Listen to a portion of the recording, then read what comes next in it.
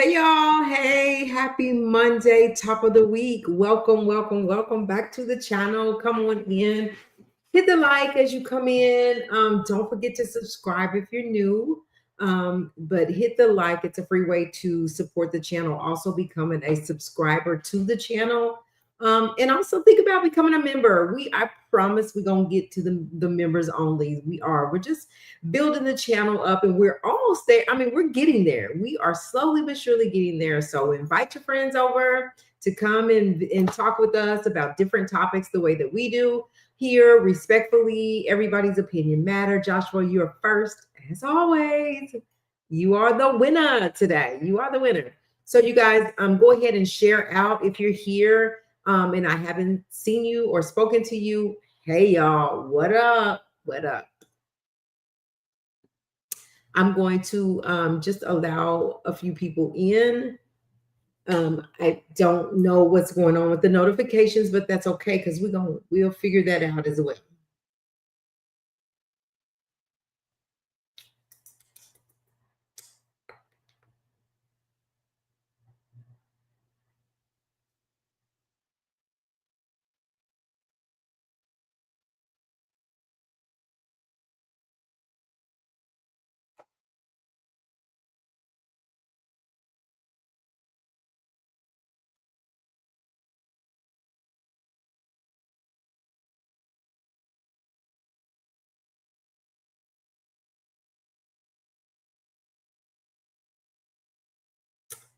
Hello, everybody. Hey, Alberta. Welcome back. Happy Sunday, top of the week. Top of the week. Welcome. So glad that you're here.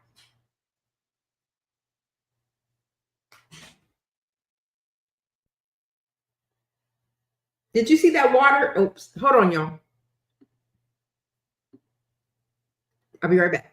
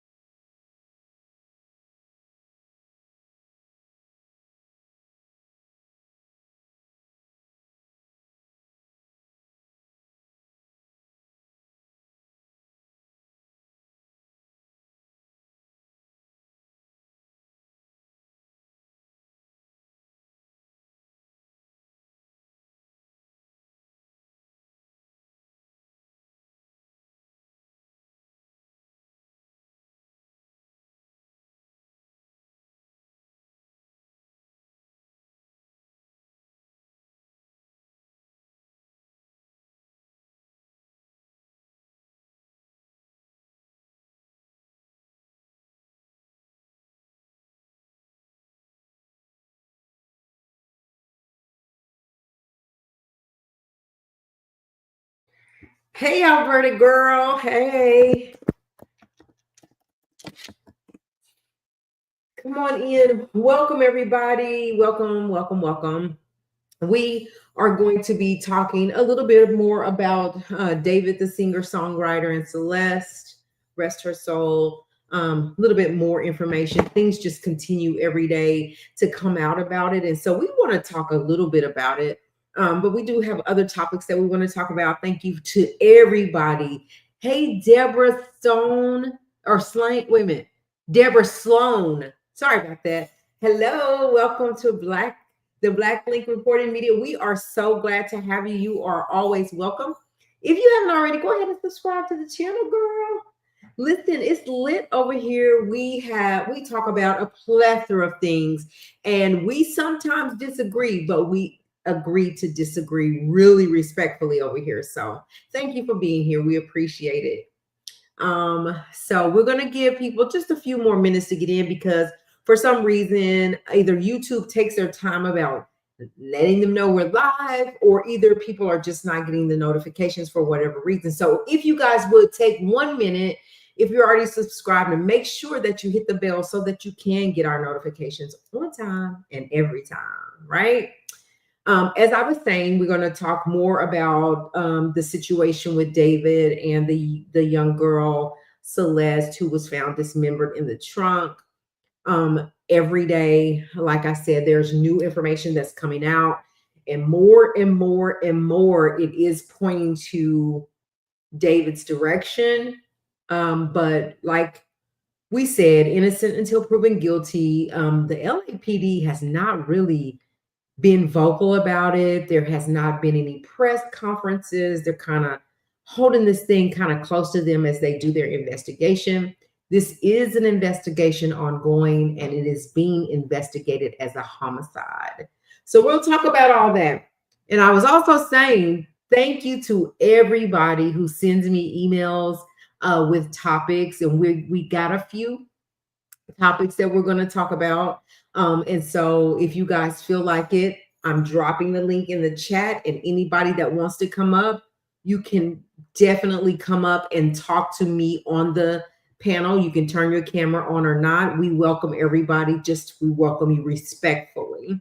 So I'm dropping the link now in the chat. So hit that link and come on up if you want to before we get started or during this live. Deborah says, I worry about some of our young people. They got a long, great life to live, and then they get mixed up in the kind of mess that breaks my heart. Exactly. And we can talk about that, Deborah, because hey, Lydia, thank you for becoming a member.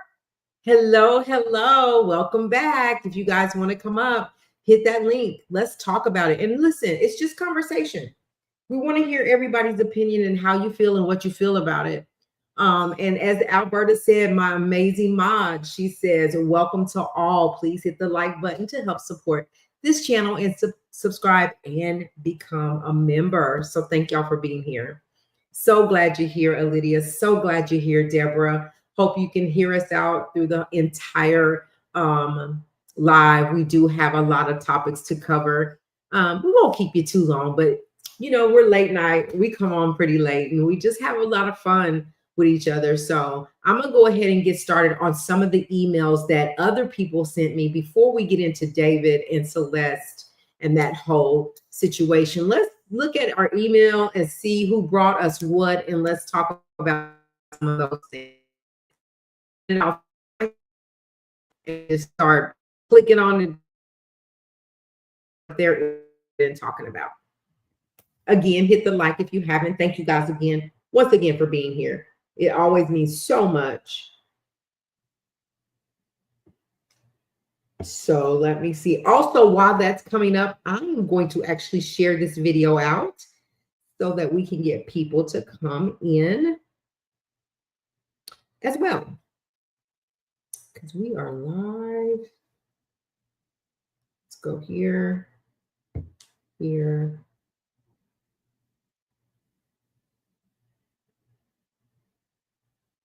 Okay.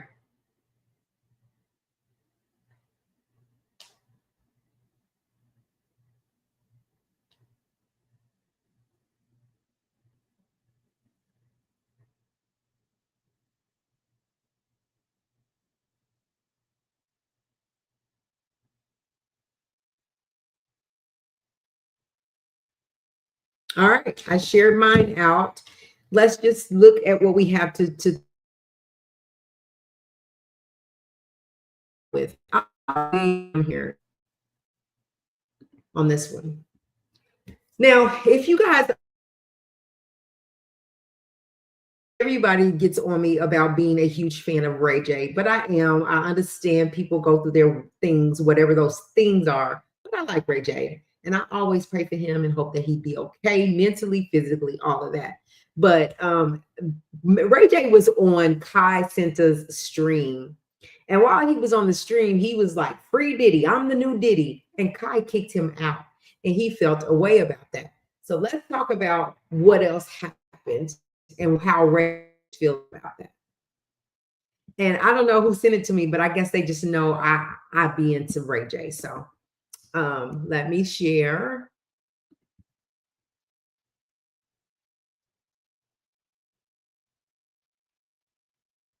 I can't hear her. Can you hear me? Can everybody hear me? Let me know. Put a 1 if you can hear me, or say yes or something, because Deborah says she can't hear me. Did my sound go out? It's turned up. Oh, so you can hear me now, Deborah? So yeah, Ray J, like he's like my little nephew. Okay, good. All right. Glad you me.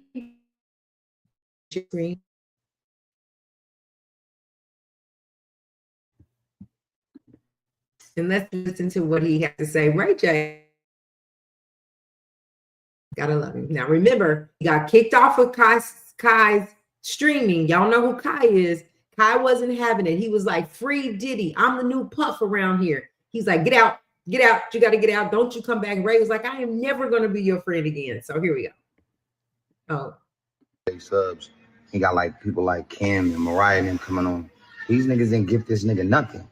Hey, Harlow. He trying to get to 1 million subs, Kim. Mariah, John Legend, all y'all niggas. When Lemmy came from Zeus, him with the baddies, they probably give like 30 bands. I gifted like 15,000 that night. That's because we happy to be on the platform and we supporting him. Just like he's supporting y'all. Where y'all gifts at? He trying to get to 1 million. All y'all should gift the homie at least 50,000. 50,000 subs makes sense, right? For the icons, 50 to 100. Let me see what y'all niggas do. Because I'm starting to feel like y'all using niggas. And while y'all building y'all shit and y'all promoting y'all platforms and y'all albums and it's working for y'all, what y'all do for the homies? Yeah. Yes. The homie out here working hard doing 30-day subs. He got like people like Kim and Mariah. Turn it off. Okay. So here's my thought about my guy, Ray. What he's saying is that what Ray J is saying is like he went to Kai, and do you see how Kai blew up? Kai does really well. He's a streamer, he's a gamer, does really well, was on awards with Kevin Hart. And so, as I said, Ray J went to visit him. Ray J's feeling away because he's saying he's like starting to feel like using these streamers and these YouTubers and these people that just come up overnight are saying that he's saying that, they're using these celebrities to build their channel. Here's my thing about that though. If you're going on the channel, if you're accepting it, no, I don't think he did. Kai's already established when Ray got there is what I think. But he's saying like, are we helping y'all build this channel, but ain't getting no love back? Ray J's in his feelings with Kai right now because Kai kicked him out. So now he's starting to think that all these streamers, these TikTokers that blow up are using them and promoting their platforms. But I mean, what are they supposed to do? Like if I invite you, Ray J, and you come on my channel, absolutely my channel is going to blow up because you're Ray J. So I mean, I get the accolades because of you. So that's what you should be proud of. But I don't know how he's feeling or why he's feeling like that. Does Ray feel like his platform is at a standstill? He's not growing. Like, what was his point in this video? I just don't get it. So I'm gonna listen to it again, and you guys tell me if you're hearing. He's saying that we're helping y'all, and y'all ain't helping us.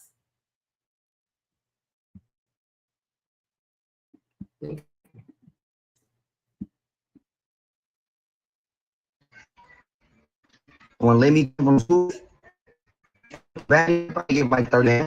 I get like 15,000. That's because we have to be on the platform and we support y'all. Where y'all gifts at? All y'all should at least 50,000 subs, right? I got He's saying it the other way. He's saying that they should gift him 50,000 followers. That the celebrity should help Kai. That they should help him out. But I feel like Kai is already established, and yes, anything or any celebrity.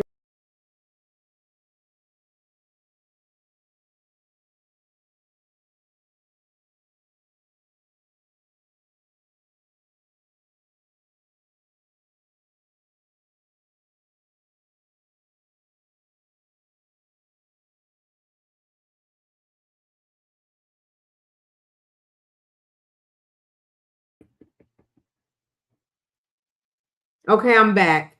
I got kicked out for some reason. Is everybody here? Let me get Lydia back. All right. Hi, Faisal. I'm here. My name is Alida. Alida. Sorry. Yeah. Thank you. Yeah, Alida. I hate saying names when I don't know. But listen, we got kicked off. I got kicked out. Let me get Ray J back up here. Okay. Really quick. Because I don't know what happened. It just kicked. But thank you, Alida, for what did you say? Alida? It's Alida. Okay, I'll remember that. Thanks, Alida, for coming on stage with me. I'm gonna get it back and we can talk about it. Okay, right here. All right. So I think where I was wrong is that he's saying icons coming on Kai's stream to promote themselves, but don't show love back. No Twitch account to even try to gift him or the chat. Shaking my head. Now let me see what he's saying one more time. Let me see what y'all niggas do. Because I'm starting to feel like y'all using niggas. And while y'all building y'all shit and y'all promoting y'all platforms and y'all albums and it's working for y'all, what y'all do for the homie? Yeah, the homie out here working hard doing 30-day subs. He got like people like Kim. Okay, what are we thinking here? Are we back? Oh Lord, don't kick me off again. So I think I was right. I think that Ray J is saying, I don't know why I'm freezing. How am I? Am I back? Yes, I can hear you. Okay. Berta, can you hear me? Am I back with you guys as well? Anyway, I'm gonna get off Ray J really quick, but I'm back now. I just wanted to know, what's the temperature here with Ray J? Now I see that he's just saying that, they should be showing Kai a little bit more love. But Kai done kicked him out, so Kai don't really care to hear from Ray J at this point. Close it out and come back. Yeah, Alberta, go out and come back in. Okay, got it. Alberta got me. All right, so that's Ray J. If you guys are new here, Ray J, my homeboy. He like my little nephew, and I'll be looking out for Ray J. So anytime I see anything streaming about Ray J, I got to share it. So that's Ray J. Let's move on, unless you guys have something to add to that.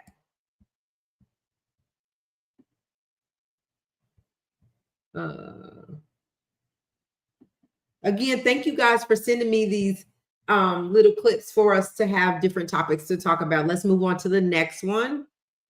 Harlem, where's Harlem at? Yeah, up there. Okay. All right.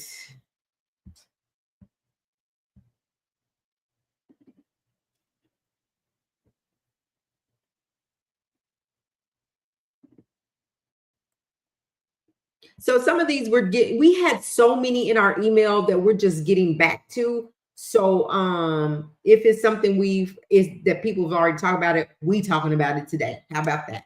So this is Stefan Diggs. As you guys know, Cardi B has come out. She has confirmed finally that she is definitely with child, going to have his child.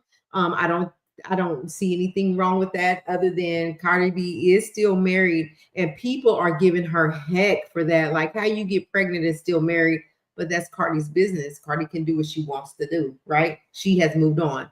Should they get a divorce? I think they should. So anyway, here is what we're sharing right now. So OnlyFans model exposes alleged messages with Stefan Diggs, claims they hooked up and even made explicit videos. Let me stop for just a minute.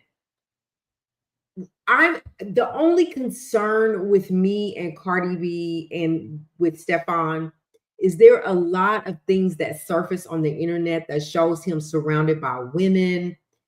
There's another lady that supposedly had a baby by him. Like, I hope that my hope for Cardi B is that he doesn't cheat on her and it's another heartbreak for her because she doesn't deserve it. Like, no woman deserves that. He's Stefan Diggs, though, and he can get anybody he wants. They don't care really about Cardi's feelings, and that's the sad part. And so all of a sudden, all these things are just surfacing. And this one, shout out to Tasha K, was the OnlyFans model that said that. And Tasha said OnlyFans model is putting Stefan Diggs on blast, leaking alleged messages between them after claiming they hooked up. She says if she really wanted clout, she could post the nude, oh my gosh, and 2 explicit videos they made together. Okay, so that's fine. But when did you do it? Like, was it while he was with you, or was this, before the fact? What do y'all think about Stefan Diggs? Do y'all think Cardi B is safe, or do you think that she should, have a little more precaution about him? I remember him on the yacht with the women, and he slipped them something. I remember all these things that came out about him, about other women. What is y'all's thing? Drop in the chat what y'all are feeling about. What is it giving? What is Stefan giving? Like, I saw him the other day. He showed up where Cardi B was having her album release party. I mean, he was loving on her. She's pregnant and all that. I mean, he showed up for her. Stefan Offset was like, you trying to play stepdaddy or whatever, and you got all these kids, and they went back and forth, right? But what's Stefan giving? I just don't want Cardi to get hurt again. Deborah says, I think Cardi B is on the right track with this man. He seems to have his act together. I want that for him and her. I want that for Cardi B. She deserves to be happy. Like, Cardi a little rowdy and can be, but she's really a sweet person. If, like, according to people that really know her, if you get to know her, and you can really tell, like, in her interviews. But she goes there, but I really want this for her. I want her to be happy. Cardi says when she loves hard. And that when someone that loves like that, they get their feelings hurt, it's bad. And so I hope the best for her. Deborah says, I hope he doesn't hurt her. That would be not a good thing at all. Deborah, nope. He's,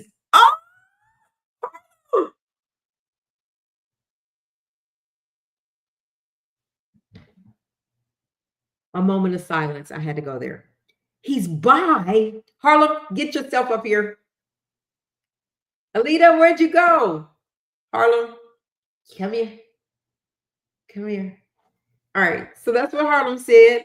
All right. And then she said he's being sued by a guy for SA and rugging him. So I did see that. Well, my question would be for that is does he have the evidence to prove this? Because Stefan is, I don't see where he responded to this guy. And it feels like Cardi B sees all this stuff. People are, she has to see it.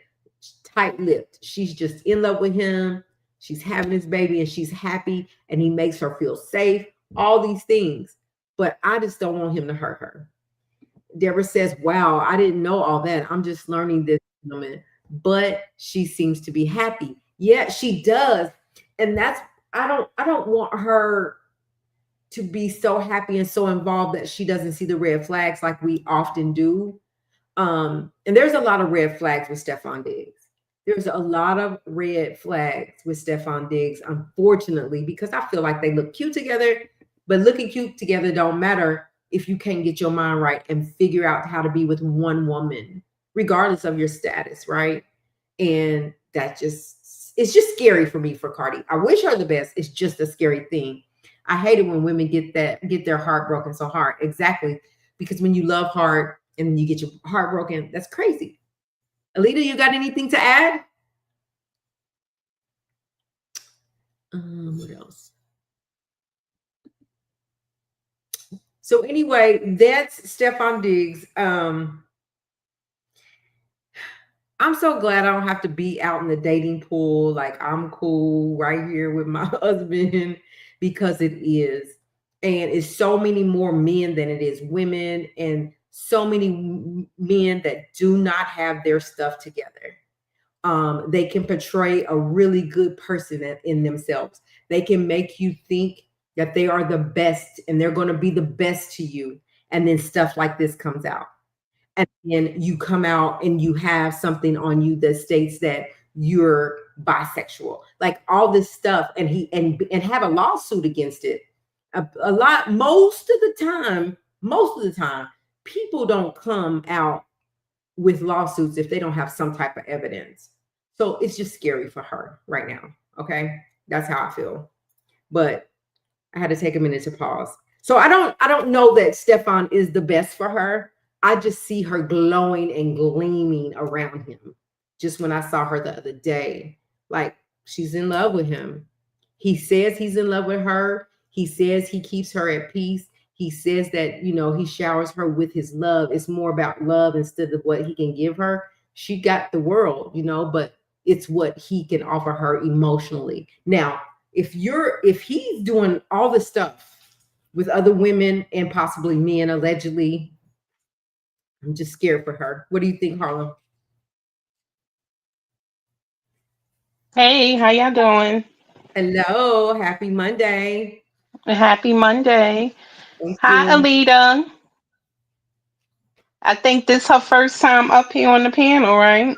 It is. I appreciate her being here, but Yes, I don't. this is my first time up on the piano. Alberta showed me how to get on. I was having a kind of a difficult time, so. Yay! I'm glad you. So I don't know if I want to per se say that. I mean, who knows? He may be good for her. They may work out, what have you. All of that other stuff may be in the past. But I just figure he had a baby in April. He got a baby in May. Now Cardi is pregnant. Like, that's a lot of overlapping and unprotected X. And what does that tell you? I'm not just sleeping with one person. And just like you said, I'm not just sleeping with them protected. Because you can't, Right. and that's the scary part. Now here you go, it's September and she's good and pregnant. Cardi's good and pregnant. So that means, when did you conceive with her? Right after the baby was born? Like, I don't know. I'm just scared for her. I really am scared for her. But hey, she's doing what she's doing. Stefan doesn't give me, I'm settled down. This is just what it's gonna be. Not yet.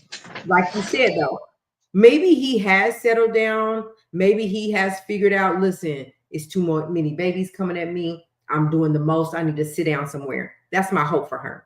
That's the mindset I hope he has. If it's gonna be Cardi, then be with Cardi. We'll see. Still remains to be seen. Let's. Yeah, because where does this OnlyFans model fit into all of everything? Now, Because if it's the other two girls that had the babies, then Cardi, like I say, is a lot of overlapping in there. He wasn't with this just one person. So the OnlyFans model fits in somewhere. yeah, and she's telling, according to this post, shout out to Tasha K. But according to this, she's saying, we've made videos. We have nudes together. So I mean, just all of a sudden, I mean, he's made time for her somewhere in this. So we'll see. Like, we'll just, it remains to be seen. That's what I have to say at this point. I can't confidently say that he is or he's not gonna be good to her. I know that she'll be good to him. I don't think you didn't catch Cardi cheating not one time on Offset, even after how he treated her, how crazy he made her look. Not one time did you hear of her cheating on him. So time will tell. That's right. We'll see about that. Again, thank you guys for sending these things. I really appreciate it. Let's move on to the next. But then let me just say one other thing. It makes you look at things another way. Like it Okay. could have been more than one person involved in extracurricular activities at one time. Because remember, Scrappy from Love and Hip Hop, he had that last baby from a threesome. Yes, he did. Oh, Harlem, you putting a wrench in the whole game. I'm just saying. You listen, you never know. And here's the thing about it. They come out and say, I even Candy Burris, right? She came out and she said she's tried the threesome thing. She's been with it. She tried the one being with another, the same sex thing, same X thing, right? And she said maybe that's not something that she likes, but she said I'll try anything once. So you never know. You never know. So that's a whole nother looking at it through a whole nother lens. It's too much. But there you have it. So we're gonna move on, and we're gonna hope the best for Cardi B, and hope that Stefan got his mind right. So this next one, did I share it? Oh no. Yeah, definitely too much, Deborah. You just don't ever know. It's just hard dating. It's hard dating, whether you're a celebrity or not. You just don't know. And now that people are going both ways, you just don't know. All right, so we did talk about this before. We talked about Dame Dash, but we didn't talk really about his lawsuit. And so I got this. And it says Dame Dash swings into peace talks, calls beef embarrassing to Harlem, and urges 50 Cent and Cameron, let's show the world we can work together. So listen, I don't know that 50 Cent is going to work with Dame. But he said the beef is embarrassing to Harlem and he wants to make peace after all of this. But doesn't he have now? Cameron came out and talked about the lawsuit and talked about like how corny Dame Dash was, and he said he tried to keep it off the internet and privately, but since Dame Dash wanted to go there, then he went there with him. Let's hear what he has to say here. I'm thinking like, why am I beefing with Cam? And the only reason why is because I just never got to talk to him. He publicly said he wasn't going to talk to me, but almost every OG from Harlem and everyone I respect is like, yo, cut this shit, it's embarrassing. So, Daniel spoke to Cam and we could resolve this. I just want to talk to him and it's over. And if you need to, because we can't publicly have us as black people beefing with each other. That's just what they want. They use us to tear each other down. They don't do it. We do it to ourselves, but they usually pay us to do it. And I'm not going to get caught up in that. So I prefer to squash this. I want to apologize to Harlem because I know this was embarrassing for Harlem. And I'm man enough, but the thing is, in Harlem, we deal with things different. It also comes with violence. And I can't be violent, and I won't be violent. And I don't want any of my friends to be violent. My job is to keep them out of jail. So the only way I can deal with things, to keep certain things out of the algorithm, is to answer as soon as somebody says something. And my version of violence is just lawsuits. If I could take it to the streets, I would, but we can't. And the Italian Godfather, part 2, he killed his brother. The black Godfather don't kill his brother. He teaches his brother.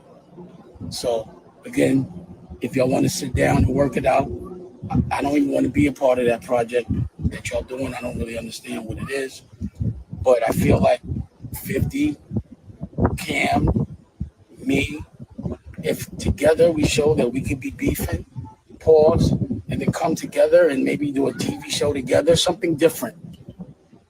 or a movie or something, just showing the world that we can work together, then we would prove everyone wrong. They love us tearing each other down, and I'm not doing that shit. And I apologize to my OGs for embarrassing you. But I just wanted to talk to him. And he finally talked to, he finally replied when I hit him with the lawsuit. And I was like, nah, now go talk to Daniel. And if you want to, Daniel, if you want, please arrange us to have a sit down. You can bring who you want. And also 50, you're invited too. But instead of us talking about each other on fucking social media like clowns, let's sit down and talk like real men. Let's take this off the street. The street right now is the internet, and this shit is corny. So I don't want to fight with y'all no more. Now, I heart, that's different. And Revolt, Batavio, same thing. You stopped replying to me 2 days before I went to the Breakfast Club, but I don't work for you. I am the chairman. When I'm on Revolt with my content, I'm the chairman because I don't talk to your staff. I talk to mine, which I have. I'm the chairman of America New when it's on Revolt. So to me, if the breakfast, I won't get into it, but we can have a sit down too because I'm not going to stop legally. I'm going to respond. That's what I didn't do before, and this is what I've learned. This is the only way I could fight. But you're not going to line me up and set me up. So you can come to the conversation as well. Bring who you want. Charlamagne, you're not invited. I need real men, pause, masculine. We need to speak like masculine men in each other's eyes and deal with all those problems. So I'm still, if y'all coming at me, pause, I'm going to always hit back. But I'd rather squash this, pause. And this, please don't take my grace as weakness. We're in front of a lot of people, and this is not the right example. Later. All right. So I need to say, this was after he went on the Breakfast Club, and we came over here and we talked about how he acted at the Breakfast Club. I'm going to say this. I feel like it is very mature of him to want to come out if he definitely is doing it genuinely, or what I don't want is for him to be doing it because he wants to be a part of something great that 50 and Cameron are doing. Like if you genuinely mean that, and these are your boys, definitely. But he came on the internet and he apologized to them. I think that's a man, right? I think he got his big boy pants up on and he came out and he apologized. No, I just knowing how 50 moves, I don't know how he feels about Dame at this point. He did have a lawsuit against Cameron. Does this mean that the lawsuit goes away now? Is that what this means? If Cameron will sit with him, what are you thinking? What are you thinking about this, Harlem? Lita, you can always jump in anytime you want to, and anybody else that want to hit the link, you can come up and talk. But what do you think about Dame? Like, is this genuine, and is he doing the right thing? I think so.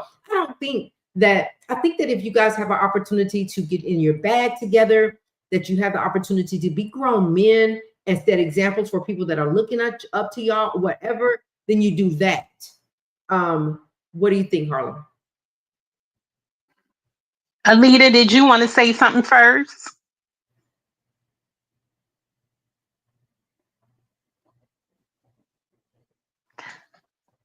Oh, okay. So the whole thing is, the movie Paid in Full. You remember that movie from way back when?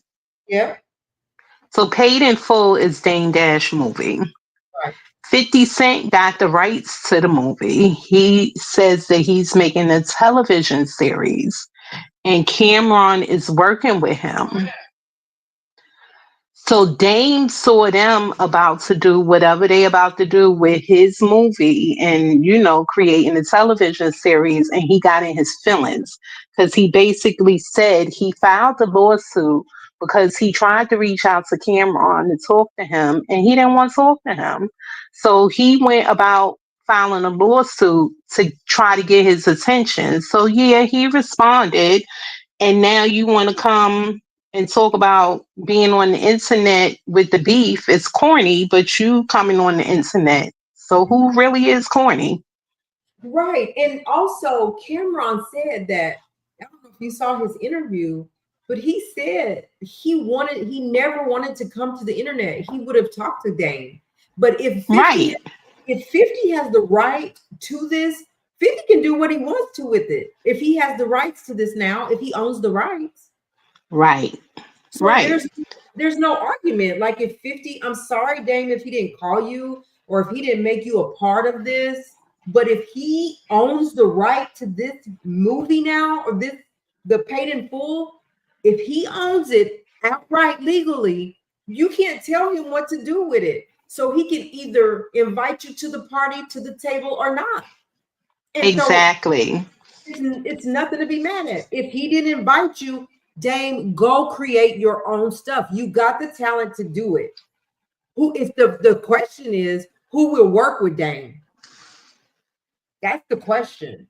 And you can't put Cameron down when he tried to keep it off the internet and you went to the Breakfast Club and blew your wig. So after Right. that, here comes a lawsuit. So what do you want them to do? I'm confused at what he wants them to do.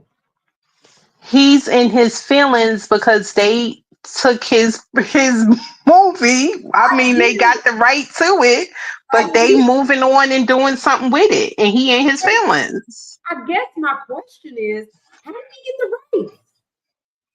Like it had to Because be you some know, legality. Dame had to file for bankruptcy, so a lot of his rights to a lot of stuff is gone. That's Dame, honey. If you're listening, that's nobody's fault but yours. And when that happens, it was up. It was up in the air. You had to get rid of stuff, and he went and bought the rights. He obviously legally bought the rights. If he's getting ready to make it a TV series, it's his.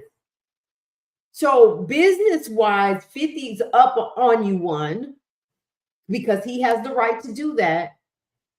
You calling them out, you want him to talk, but I feel like if 50 wanted you to be a part of it, you would have got the call. And so I think what it is, Dame is pissed. He's mad. He's mad that they're doing this together. He's mad that at one time he owned paid in full, but when you filed bankruptcy and you had to give a lot of that stuff up to clear, your record, get your bankruptcy stuff together, 50 Cent got it. So Right. I don't know. Okay. I don't know why I don't know why you mad because you filed bankruptcy. He didn't make you file bankruptcy. And in that bankruptcy, paid and full had to be a part of it and had to be an open reign for anybody to go buy the rights to it. 50 Cent is a brilliant, brilliant businessman. And I think it'll do well if he does it. And Dame knows it. He knows it. So now he's trying to come back. This is just my opinion. He's trying to come back and he's trying to clean up what he did on the Breakfast Club. But he still told Charlamagne, we need men, not little girl. He is still calling Charlamagne gay. But he said, I need real men. Charlamagne, you ain't invited to come and bring your people. Let's set up a meeting and talk about it.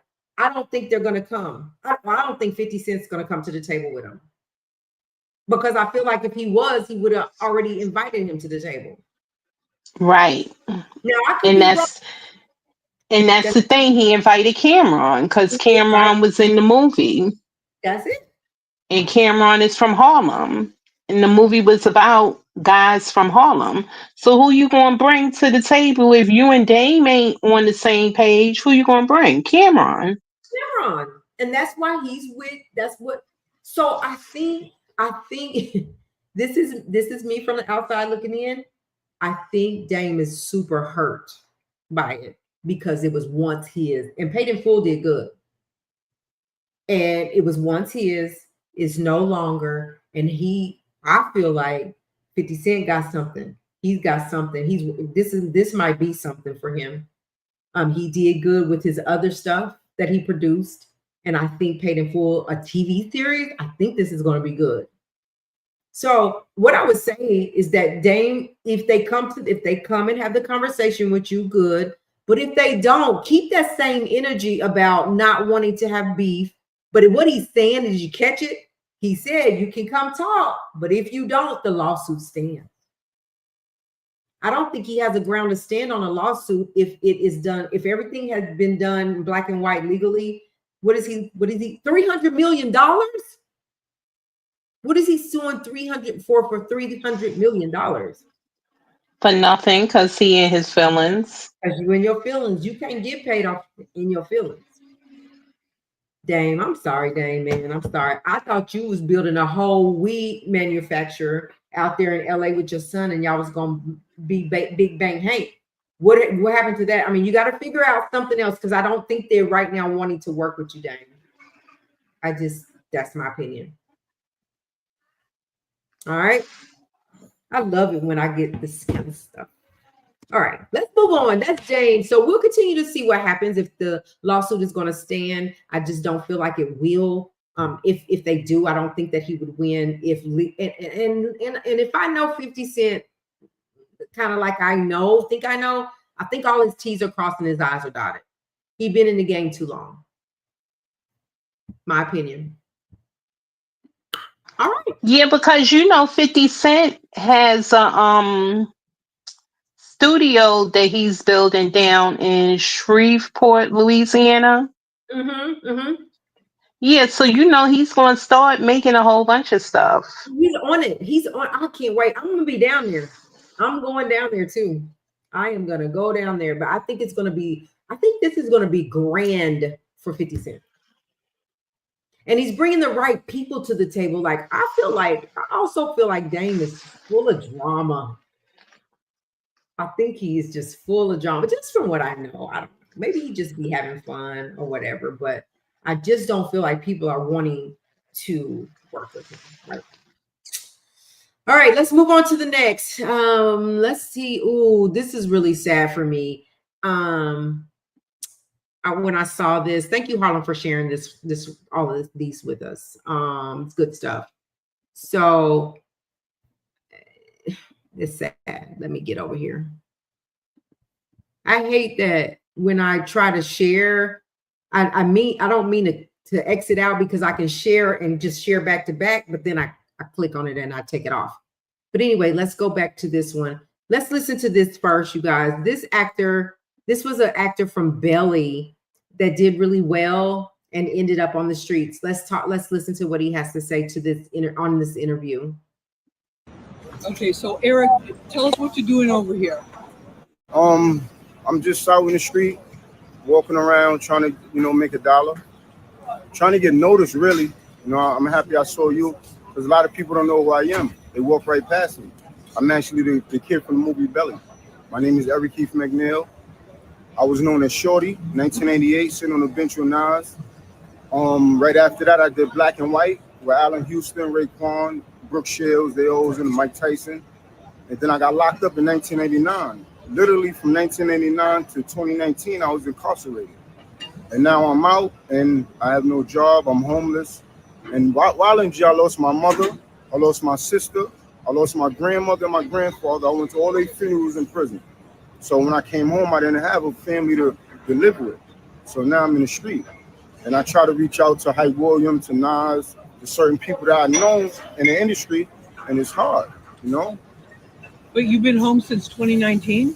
Yeah, back on parole. I had 2 violations. I had a 2 to 4 violation for possession of weapon in the 3rd for a knife. I was on parole. They locked me up for a 2 to 4. I went to Ulster. I came back out 2022. Got locked back up, and I just came out February of this year.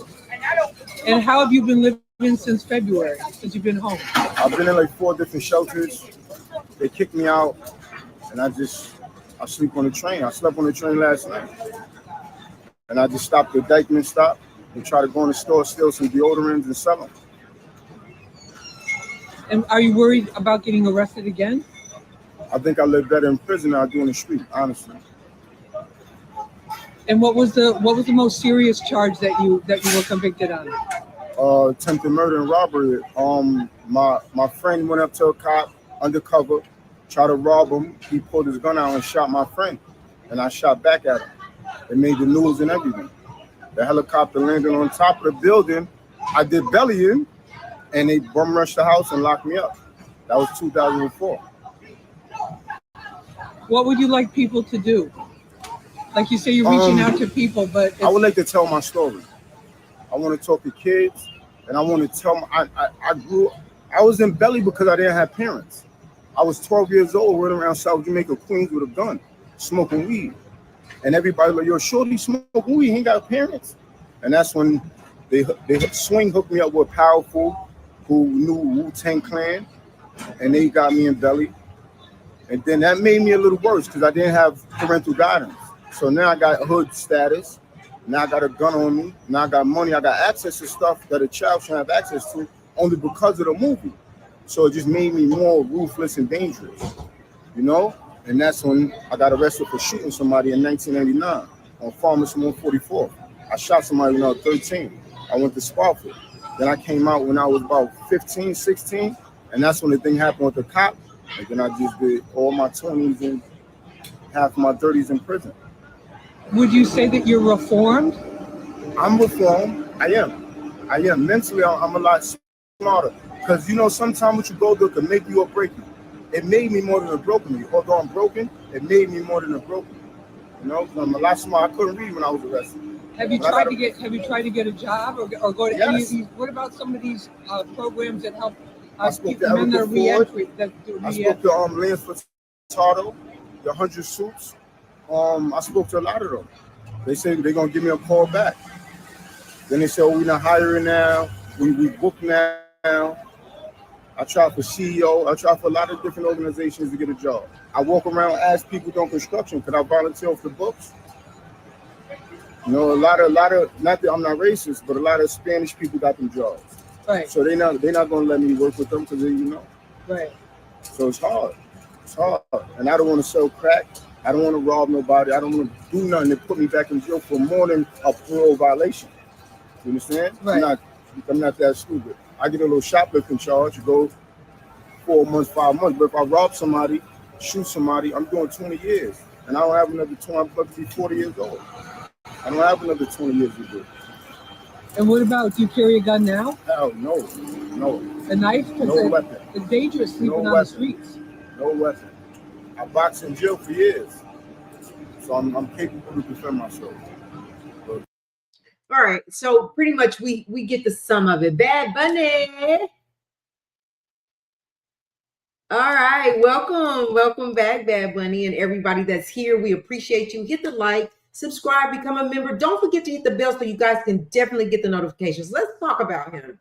There's a couple of things here. So when you become an actor, actress, when you come into this industry, right? It's not promised that you'll have job after job after job after job. It's really a lot more no's than you're going to have a yes. He happened to land a role in Belly. The unfortunate thing about him, though, is that he really didn't have parents.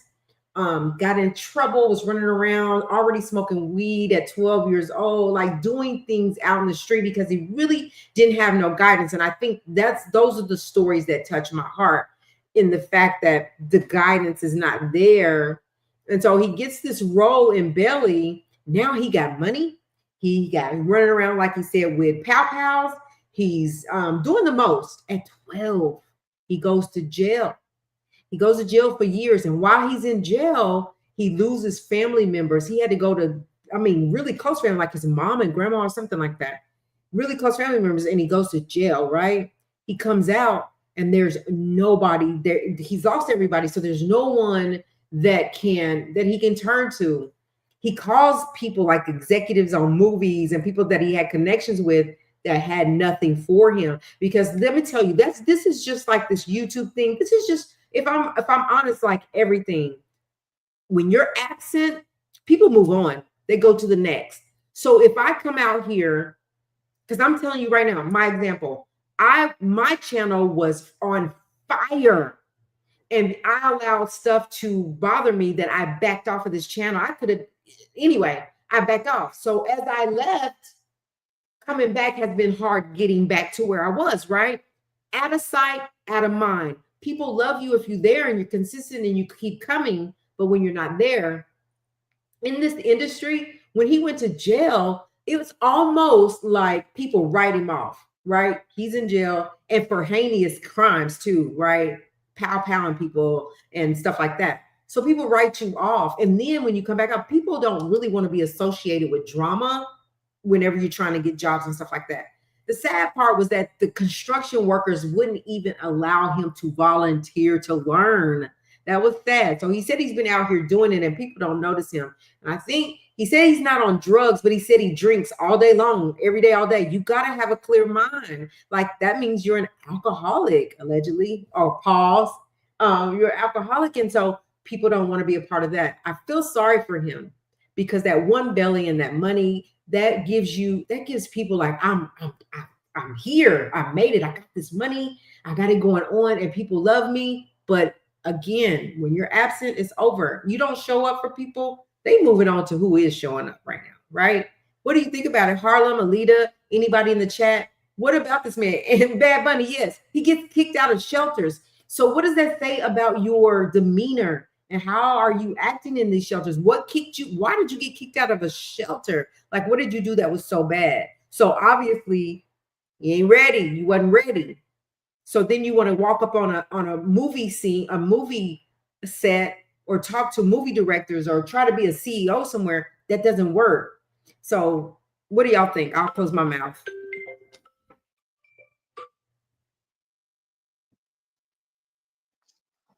Did Alita want to say something? No, I'm listening. I'm listening. I just caught the intel because I was washing my dog. Oh, okay. Okay. So I didn't even think like what Bad Bunny said about him being kicked out of a shelter. I ain't even think that because like, yeah, why did he get kicked out of a shelter? Like it's more to it than what he's telling her. Like he bumped into her on the street and he wanted to tell her something. She had said that she was on her way to because she's a news media person in New York, Lisa Evers. She was on her way to the studio, so she couldn't give him no more than 5 minutes. That's what she had said in her post. So, you know, he was able to only give us like a small detail of whatever was going on with him, but it got to be more to it than what he said here. I think I agree with you, Harlem. I mean, if I could reach him or find him, I want to talk to him. I want him to come on here and tell us the story. He wants to tell his story. He wants to go out and you know talk to people about it. So if anybody have any connections on any way that I can reach him, let me know. I'll speak to him. I'll invite him on. But I think that if we can get him on here, he'll talk. You know, because he wants to go out to schools and he wants to do that. Let's see what it is. If you're willing to share, we want to know what it is. But I mean, because I'm sure there's some advice that we could give him to help him know that getting kicked out of shelters. He says that he don't run around packing pows and knives or no weapons or anything now. He wants to get out, but he slept on a train last night or the night before he had that interview real recently. So I'm hoping that there's a way that I went to look for him. I couldn't find him on his social media. So I don't even know if he's part of social media. You couldn't find him on Instagram? No, I looked, and when I pulled it up, I saw a bunch. See how his picture looks in on here? I saw a bunch of those with captions, and so I was trying to say, okay, where's his Instagram? It never popped up. But so if you guys can find, if you can find in Harlem anything that we can get connected to him, I would love for him to be on here. Yeah, I'm looking to see if I could find something. Yeah, or something that'll connect to him. Because when I went, I immediately went over there, and I just couldn't.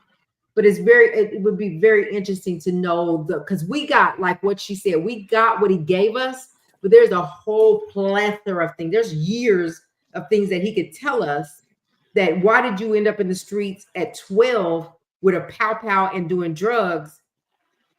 What was going on? What was home life? Where's parents? What's, you know, because there's, like you said, it's got to be we're missing some pieces there that led him up to be homeless and not really know his demeanor should be in certain places, what you can and can't do in certain places. So anyway, I'm interested in knowing that. But I really felt bad for him because he really was depending on like, once I get out, I've already done belly. He did something else too. But once I get out, like I can go back. But those people move on.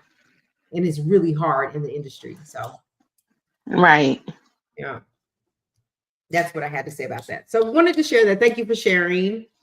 Let's move on to the next. So, Harlem, if you can, or anybody here, if you run across his page, anything, let me know, and we can get Yeah, it I'm gonna done. go back to her page and see if she may have put anything up. Okay. For me, I feel like does he even have a phone? Like how is he communicating? Yeah. So if you do, let me know. All right, let's move on to the next. Our last thing is going to be about the David thing, and so let's just keep going through some of these things and knock out. We got a lot to talk about. Let's see what's next.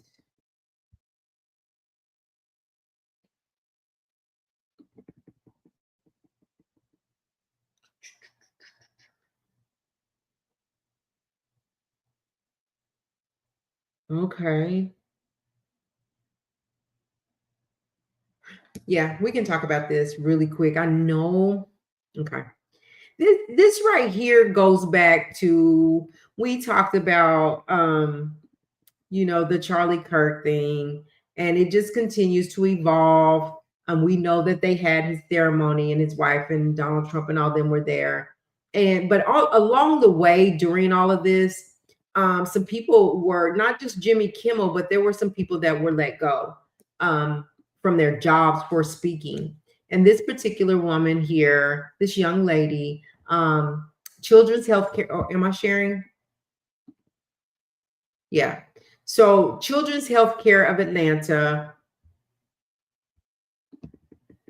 Children's Healthcare of Atlanta has terminated a nurse after she made a post about the late conservative commentator Charlie Kirk, writing F his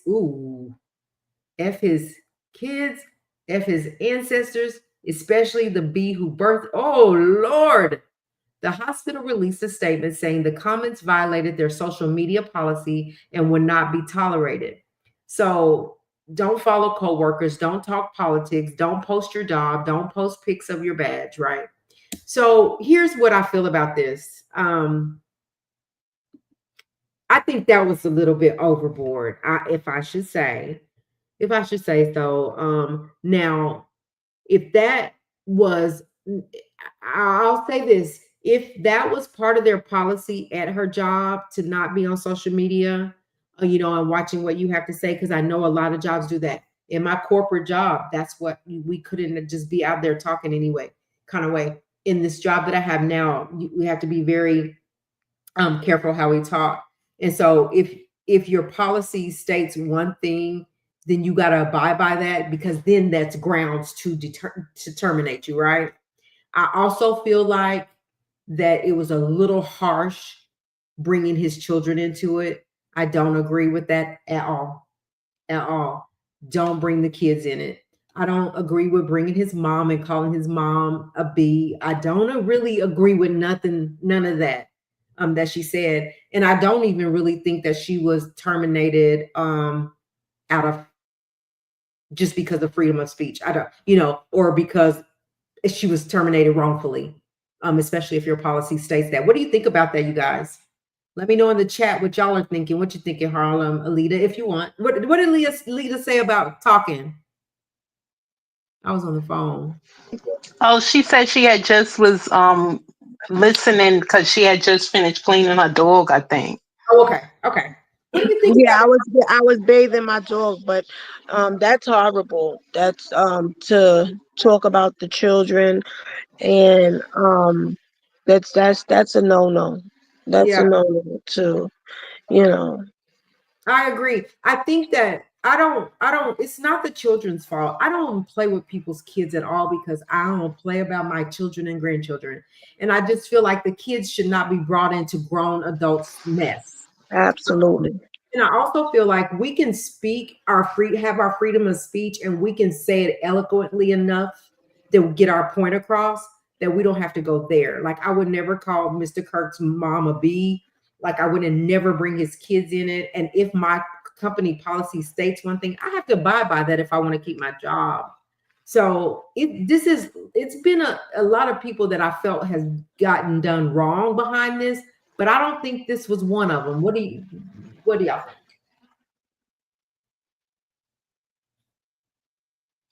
Well, I guess she was kind of in her feelings behind, there's been comments and what have you that he's said about women of color.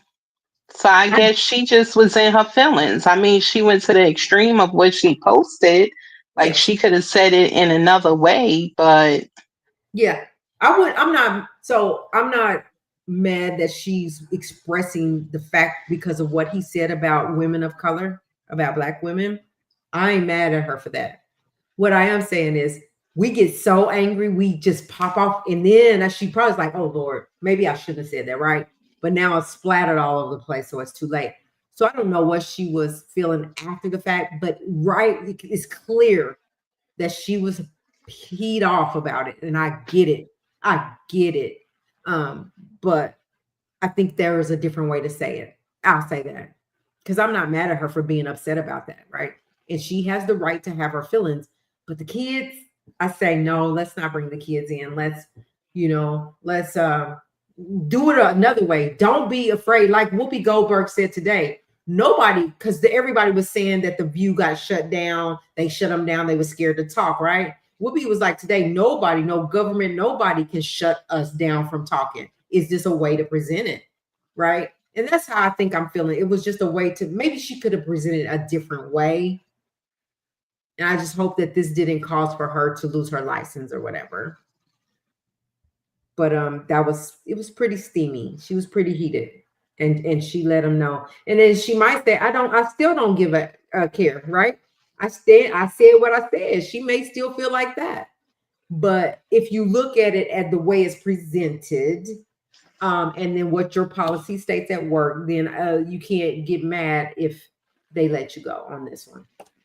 If y'all agree with me on that, put a 1 in the chat. I got a few people in the chat. Put a 1.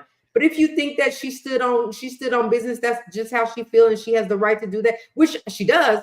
But do you think she could have handled it another way? I just think that, yes, Deborah, I just think that, period, that kids are just off limit. Let's just keep the kids out of it. Say what you please, but I think kids are off limit. I agree. 111. Yes. Yeah. Yeah. So anyway, bless her heart, and I hope things work out for her. In that she is a young Black woman, and I hope that something opens for her. Even after this, I hope that something opens up well for her. So we'll move on. What's next? What's this? Okay. We'll hear this one.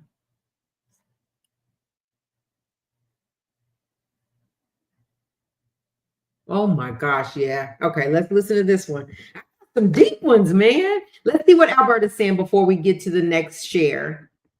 Alberta said he's not humble or grateful enough. He's still got to grow up. Oh, grow up and learn that nothing is going to be handed. Oh, this young guy, nothing's going to be handed to you in life. He needs to seek professional help, therapy, and he can start from there. I like that. Now, I like that, Alberta. I like the fact that he is looking, somebody need to help me, right? Somebody need to help me. Okay, that's fine, but go get the right kind of help to get yourself together, because drinking, he said, I drink all day long. Drinking, you start that one drink, hey, you're going to go apply for a job drunk. Because if you're drinking all day, you got to be drunk. So I agree. Get some therapy, get some help, get your mind, body, soul, spirit right, and then go say, okay, I'm gonna go get it and go do things the right way. I agree with you wholeheartedly on that, Alberta. She looks like a beautiful woman. Yes, I think she's very pretty. She looks like a beautiful woman. It's a shame because she's a nurse and we need her. She had a bad day. That's all. She just probably was peed off. And I get it. And we do say things when we're mad. And then I have been upset and said some things, and I'm like, why did I say that? Like I could have said it differently, or should have just not even said nothing. But once it's out there, you can't take it back. Saying words is just like hitting somebody. You hit them, you can't take that back. So you say the word, you say it and sting somebody with it, you can't take it back. and that'll last. It'll last. Maybe the lady that did the interview have more information. Yeah, right. Maybe Alberta, right? We could maybe see if she knows how to reach him. We'll see. But Harlem says she gonna get on, and you know Harlem be coming up with it. She got that magic.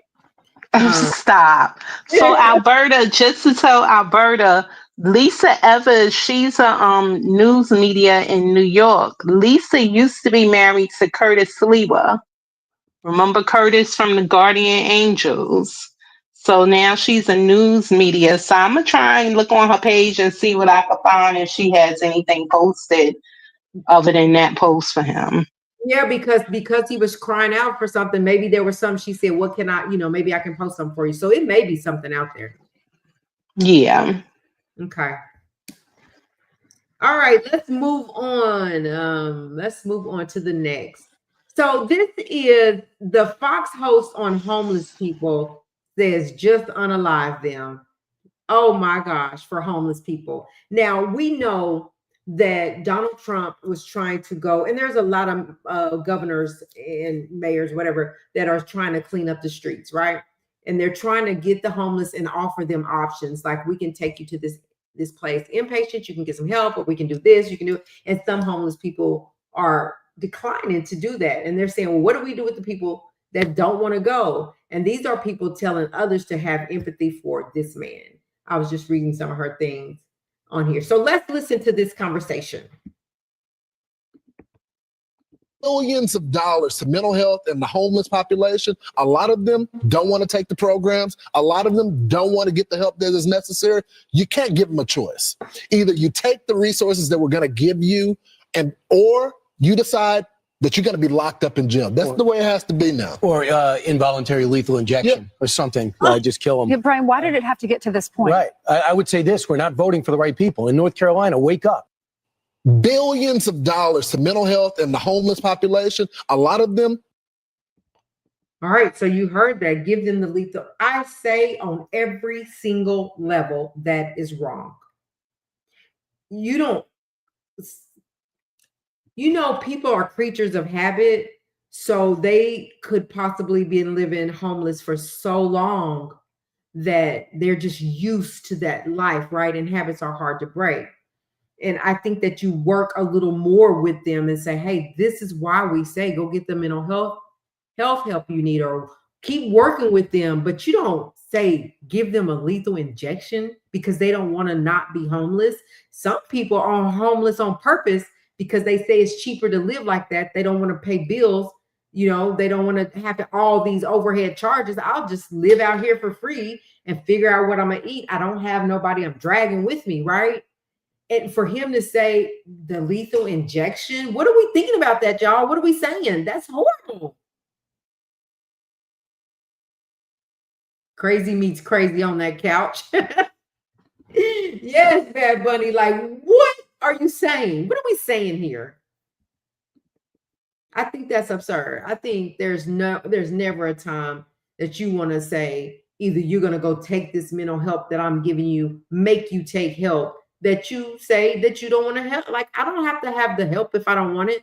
But they're saying, but you're not gonna, we're trying to help get homeless people off of the streets. So what are you guys are saying as an alternative? Definitely not the lethal injection. Let's see. Deborah says, let me tell you carrying your house. Let me tell you carrying your house and all your bills and living like that, like I do, it's very stressful. Let me tell you, but you got to do it or you'll be homeless. Yeah, you got to pay your bills. You got to work. Some people are blessed to not have to work, but they got the means to do that. If you don't, we know as adults to take care of home and to take care of the necessities, the needs, not even the wants, the needs. You're going to have to work and you got to pay your bills.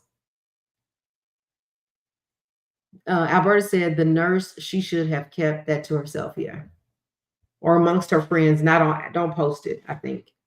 What are we saying about this? The people on the couch. Bad Bunny said it all. Crazy meets crazy on the couch.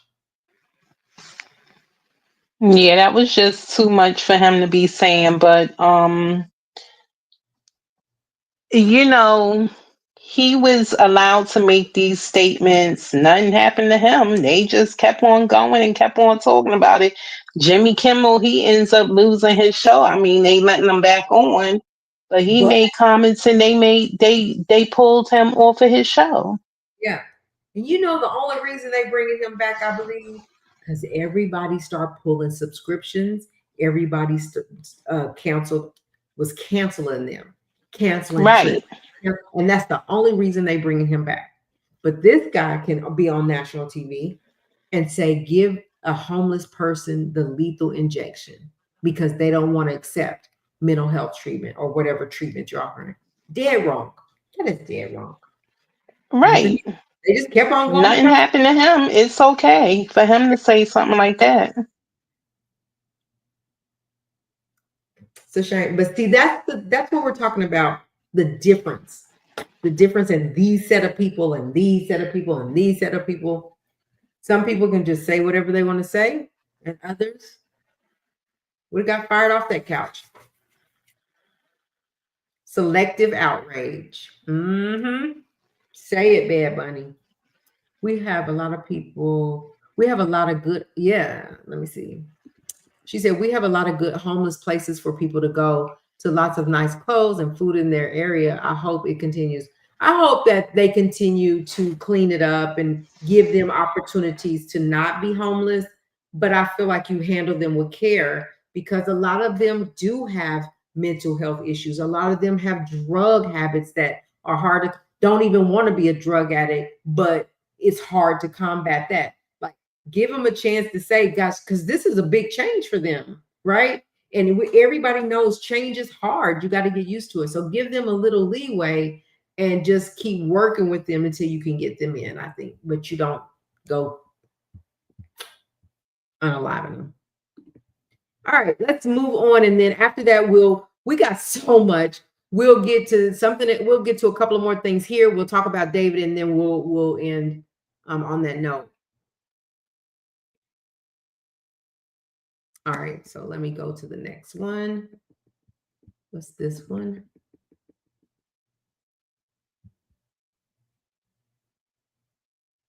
Okay, so we talked about that. Let's see. Some of these we're catching up on, y'all, so give us a minute. Wait, okay.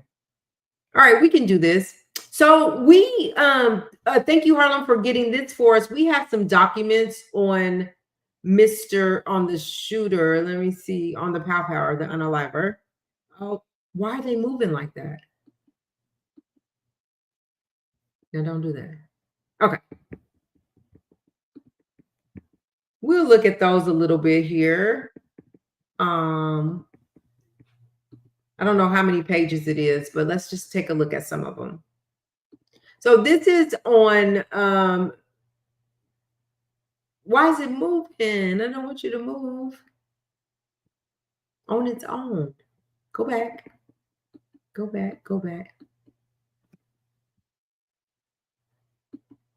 All right, this is, okay, so we're going to read just a little bit on Mr. Robinson. He is the one that that was the perpetrator that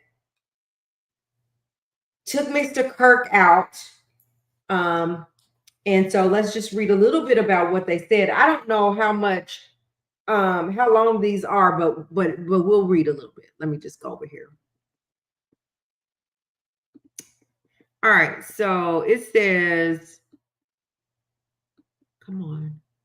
Jeffrey Gray, the Utah County attorney. So it says State of Utah versus Tyler James Robinson. The state of Utah by and through the Utah County Attorney's Office charges the defendant with the commission of following offense.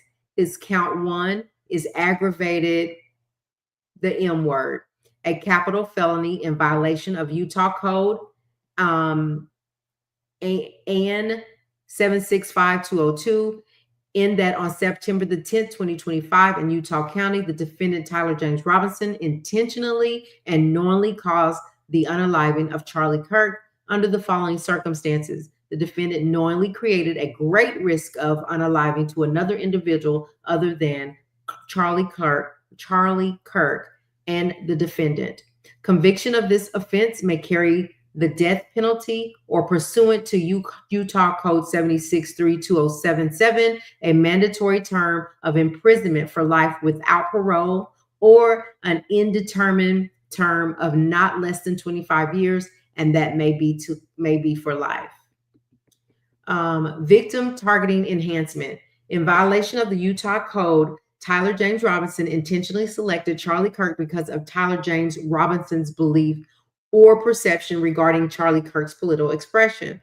Notice, if the tier of fact finds beyond a reasonable doubt that the victim targeting enhancement applies, the sentencing judge or the Board of Pardons and Parole shall consider the defendant's selection of the victim as an aggravating factor. Violent offense committed in the presence of a child, aggravating factor. The sentencing judge or the Board of Pardons and Parole shall consider as an aggravating fact in their deliberation that the defendant committed a violent criminal offense in the presence of a child. Count 2, felony discharge of a firearm causing seriously bodily injury, a first-degree felony in violation of Utah Code, in that on September the 10th, in Utah County, the defendant, Tyler James Robinson, discharged a firearm in the direction of Charlie Kirk, knowing or having reason to believe that Charlie Kirk may be endangered by the discharge of the firearm, and the act caused serious bodily injury to Charlie Kirk. Victim targeting enhancement. In violation of the Utah Code, Tyler James Robinson intentionally selected Charlie Kirk because of Tyler James Robinson's belief or perceptions regarding Charlie Kirk's political expression. If the tier of fact finds beyond a reasonable doubt that the victim targeting enhancement applies, the sentencing judge or the Board of Pardon and Parole shall consider the defendant's selection of the victim as an aggravating factor. Violent offense committed in the presence of a child, aggravating factor. And so we know what that is, that he did it in the presence of a child. So count 3, obstruction of justice, a second-degree felony in violation of the Utah Code, in that on September the 10th, 2025, in Utah County, the defendant, Tyler James Robinson, with intent to hinder, delay, or prevent the investigation, apprehensions, prosecution, conviction, or punishment of any person regarding conduct that constitutes a criminal offense, concealed or removed the firearm used to shoot Charlie Kirk, and the conduct that constitutes an offense would be a capital felony or first-degree felony. Count 4, obstruction of justice, a second-degree felony in violation of Utah Code, in that on or about September the 11th, 2025, in Utah County, the defendant, Tyler James Robinson, with intent to hinder, delay, or prevent the investigation, apprehension, prosecution, conviction, or punishment of any person regarding conduct that constitutes a criminal offense, destroyed, concealed, or removed the clothing he wore during the shooting, and the conduct that constitutes an offense would be a capital felony or first-degree felony. Count 5, tampering with a witness, a third-degree felony in violation of Utah Code, in that on about September the 10th, in Utah County, the defendant, Tyler James Robinson, believed that an official proceeding or investigation was pending or about to be instituted, or intended to prevent an official proceeding or investigation, and attempted to induce or otherwise cause his roommate to withhold testimony, information, a document, or an item, to wit, directing his roommate to delete incriminating text messages. Count 6, tampering with the witness, a third-degree felony in violation of Utah Code.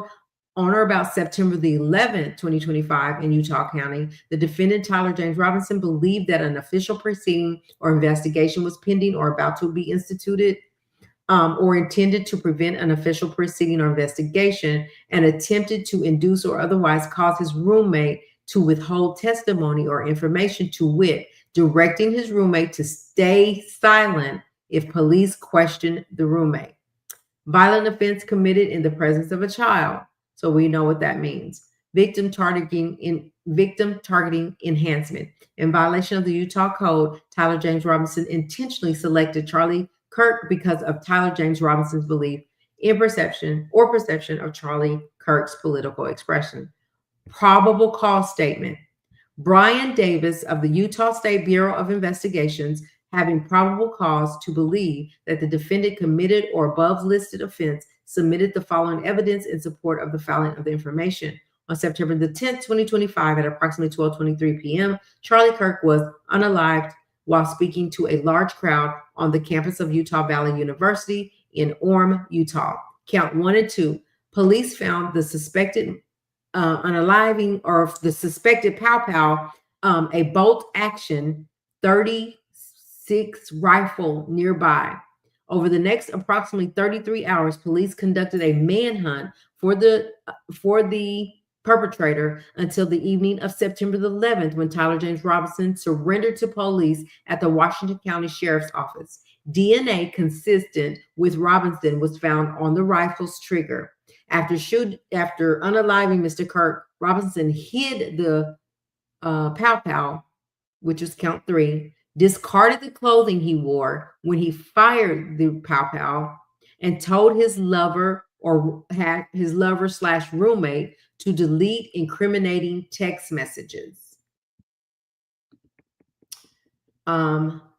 Turning Point USA, a nonprofit organization founded in 2012 by Charlie Kirk, organized a public outdoor event to be held at noon on September the 10th, 2025 at UVU. The event was the first in a series of similar events to be held at a college campus nationwide. Mr. Kirk is a well-known conservative activist, famous of these type of events where he discussed various political issues and debates with audience members. His events and comments have garnered a significant number of supporters and drawn the ire of many who disagree with the political views. The event at UVU was announced far in advance and gained significant publicity and interest. Consequently, several hundred people attended. Mr. Kirk was interacting with the crowd before the event officially got underway. Then, approximately at noon, Mr. Kirk seated himself under a portable canopy behind a table and microphone.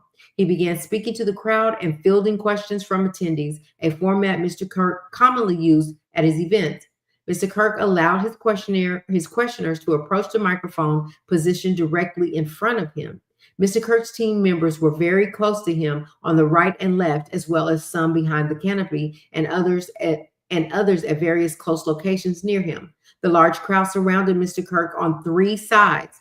Temporary metal fencing separated attendees from Mr. Kirk by only a matter of feet. Directly above and behind Mr. Kirk was the UVU Hall of Flags, an indoor walkway spanning several hundred feet with floor-to-ceiling glass windows which overlooked the plaza where Mr. Kirk was seated. People were in the walkway at the time of the incident. Approximately 15 minutes into the event, Mr. Kirk was answering a question about mass shootings by transgender individuals when a pow rang out. Rang out. I don't know other way to say it. The bullet struck Mr. Kirk in the neck. He slumped to the ground almost immediately. The bullet's trajectory passed closely to several other individuals beside Mr. Kirk, including the questioner who was standing directly in front of Mr. Kirk. Children were visible near Mr. Kirk's stage when he was unalived. Mr. Kirk was rushed to a nearby hospital where he declared deceased. The medical examiner's report is pending. Let me see how many more pages we got, Harlem. It's 10 pages in total. I don't know if you want to read the whole thing. Okay, well, I'll just stop at number 5. Law enforcement, the suspected Jason opened publicly. Police reviewed surveillance from the camera covering the roof and discovered that it recorded an individual dressed in dark clothing cross the railing and from the public walkway and drop onto the roof at approximately 12:15 p.m. Although the individual moved out of the camera's view for a short time, the camera again captured the individual running across the roof and then low crawling in the area of the UVU officer recognized as where the suspected sniper had dropped into a prone shooting position. After a short time, which matches the known time of the shot, the individual arose and ran across the roof into the roof of the northeast. The discovery led to an intensive review of UVU surveillance recordings to attempt to track and identify the suspect. Surveillance revealed the following. At approximately 11:51 a.m., the suspect entered the campus from the north. He is seen wearing a black shirt with an American flag in the center, a dark baseball cap, and large sunglasses. Throughout the surveillance, the suspect keeps his head down and rarely raises his head enough to get a clear image of his face. As he proceeded across the campus, he is seen walking with an unusual gait. The suspect walks with very little bending in his right leg, consistent with a rifle being hidden in his pants. This unusual gait continues until the suspect is seen crawling or crossing the railing off. Well, the suspect is seen crossing the railing off the open walkway and onto the roof, where he leaves the camera's view. A camera later captured the suspect as he runs across the roof to the suspected shooting position. Immediately after the pow-pow was fired, a camera captured the suspect running across the roof carrying an item whose shape is consistent with a rifle. The suspect is then seen climbing down from the roof. He appears to drop the item he was carrying, and he hits the ground in a controlled fall. He then picked up the item and run towards the northeast end of the campus. Law enforcement officers followed the suspect's escape path into the northeast end of the campus, where they believe the suspect left campus and entered a wooden area. In that wooden area, investigators found a bolt-action rifle wrapped in a towel. The rifle contained 1 spent round and 3 unspent rounds. This is consistent with the facts officers observed at the time of and immediately after the shooting. No shell casings were found on the roof, suggesting a bolt action rather than an auto-loading weapon, and only a single round was fired. Each round in the rifle contained an etched inscription as follows: fire cartridge, second cartridge, third cartridge, and fourth cartridge. The rifle, ammunition rounds, and towel were sent for forensic processing. DNA consistent with Robinson's was found on the trigger and other parts of the rifle.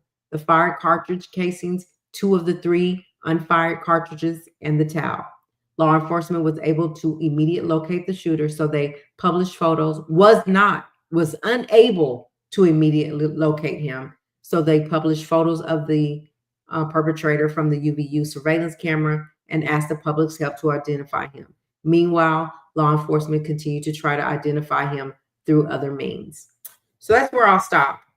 Stuff that we've heard about him, but that is crazy to me. Let me leave these on.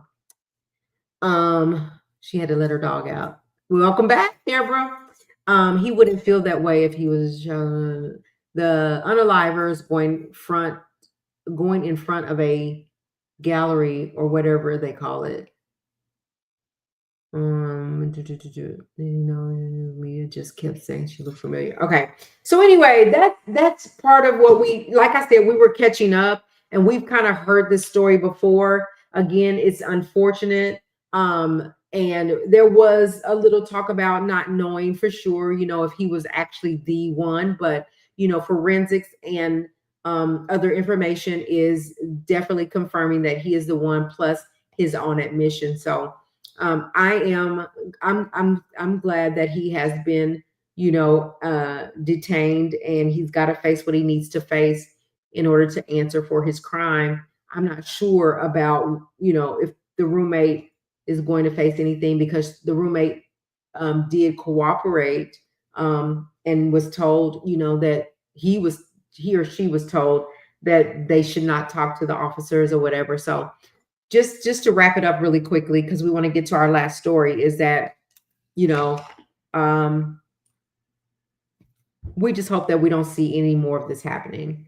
Regardless how you feel, we can get on and talk about our feelings and have free speech and all that. Just We just need to stay away from the unaliving people for it, is what I would leave with this story.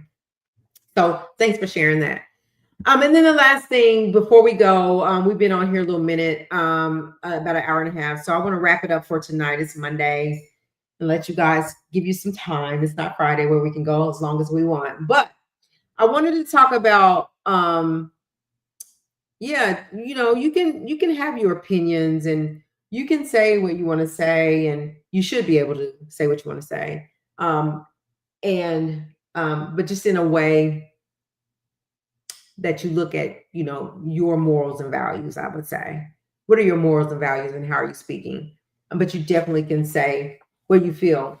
But just to move on, I wanted to talk a little bit about the singer-songwriter D4vid, who became very, very famous with 2 million followers just on Instagram alone. And he was a huge TikToker, was on tour, was getting ready to go nationally. So he was doing a world tour when all of this stuff surfaced. Daily things are coming out in regards to that young girl Celeste, to her unaliving and dismemberment of her body. And for me, it looks like, just my opinion, that all things are pointing towards D4vid at this time.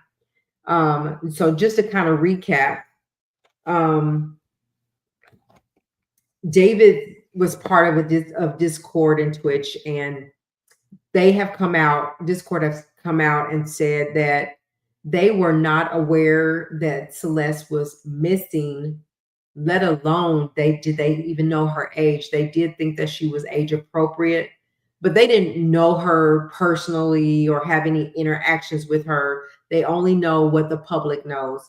And so they didn't like have a relationship with these guys. They was just like seeing what we're seeing as it unfolds. And so they came out and disclosed that they did not know, and they did not have a relationship with her. They said that allegedly on a regular basis prior to this, that D4vid would always talk to younger girls. On 9/23, or in 2024, you would see a post. You will find that it's posted out there that there was let me see the date. Yeah, so on February the 26th, 2024, over a year ago, there was a post made by a lady named Robin River. And what she posted, she said, "I'm waiting for the LAPD to get you for messing with a 13-year-old girl. That was in 2024 that she posted that.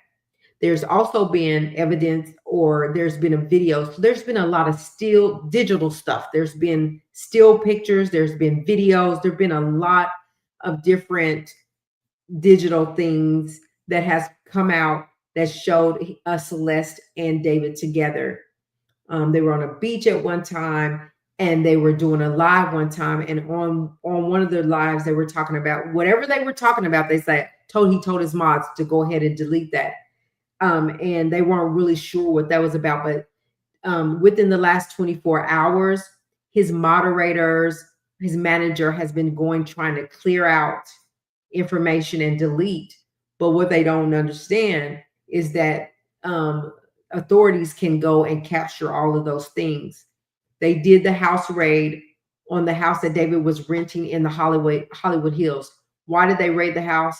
They were looking for stuff forensically, like, was there any blood in the home?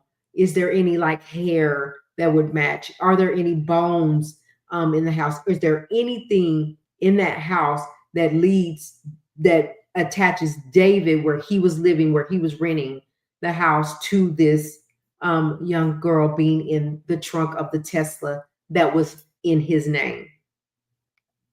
And so there's a lot of unusual circumstances, right? So first of all, that a body would even be in the trunk. Of course, we all know the teacher has spoken out. He's no longer the teacher there now, but they went and confirmed that at that time he was actually Celeste's teacher, and that he said that she had ran away once to be with the boyfriend named David, whoever David was. She came back a month later. She ran away to never be seen again. And he was just kind of teaching his class. He was talking about it to his class, and he's like, this all stems from social media. She met him on social media. So basically telling the kids, you got to be careful who you connect with on social media. Yo, right? What's up? I'm watching another stream, but had to pop in a few minutes. You hear this going on religious social media saying he is coming back tomorrow. Who is coming back tomorrow? Do tell. And then there, of course, we know about the tattoos that were on their fingers, the same matching tattoos. And then there is so when they went in this house, oh, it's tomorrow. Okay. Tomorrow. Thanks for sharing, right? Thanks for popping in. I know you watch other people, and that's fine. Thank you for coming by for just a moment. We appreciate it. Hit the like button if you would, like you always do. They also talked about David and how he interacted with people like Benny Blanco, and he entertained people in that home, and that all of these people are now disengaging themselves or bringing themselves or pulling themselves away from him. There was he had this oh, what do you call it? So Harlem, what do you call it whenever you're a football player, basketball player, and you have commercials? What do you call those? Not partnerships, but isn't it just advertisement deals? Is it? There's a name for it. There's a name other than advertisement, but because they're representing that company, right? It's a partnership, but I forget what you call it, right? What do you call it? If you still hear right, like if I'm Steph Curry and Nike wants me to be partnership with him, what do you call those? Endorsements. Yes, Bad Bunny, endorsements. So David had an endorsement coming up with Hollister and Crocs, and they pulled that promotion. He had a signing that he was getting ready to sign with the record label, who has actually put all of that on hold. So they say, well, okay, if all of this is happening, they're stopping his shows. He was just getting ready to go out on tour to start his world tour. So he was leaving the country. They've cut all that out. Why have they not moved in on him to indict him, to arrest him, to say that he's the one that did it? Because they can't right now. If you guys notice, LAPD has not even done a press conference on this yet. So what they're speculating is that they're taking their time with this, and they're combing through all of the evidence. They're combing through any camera, but to write what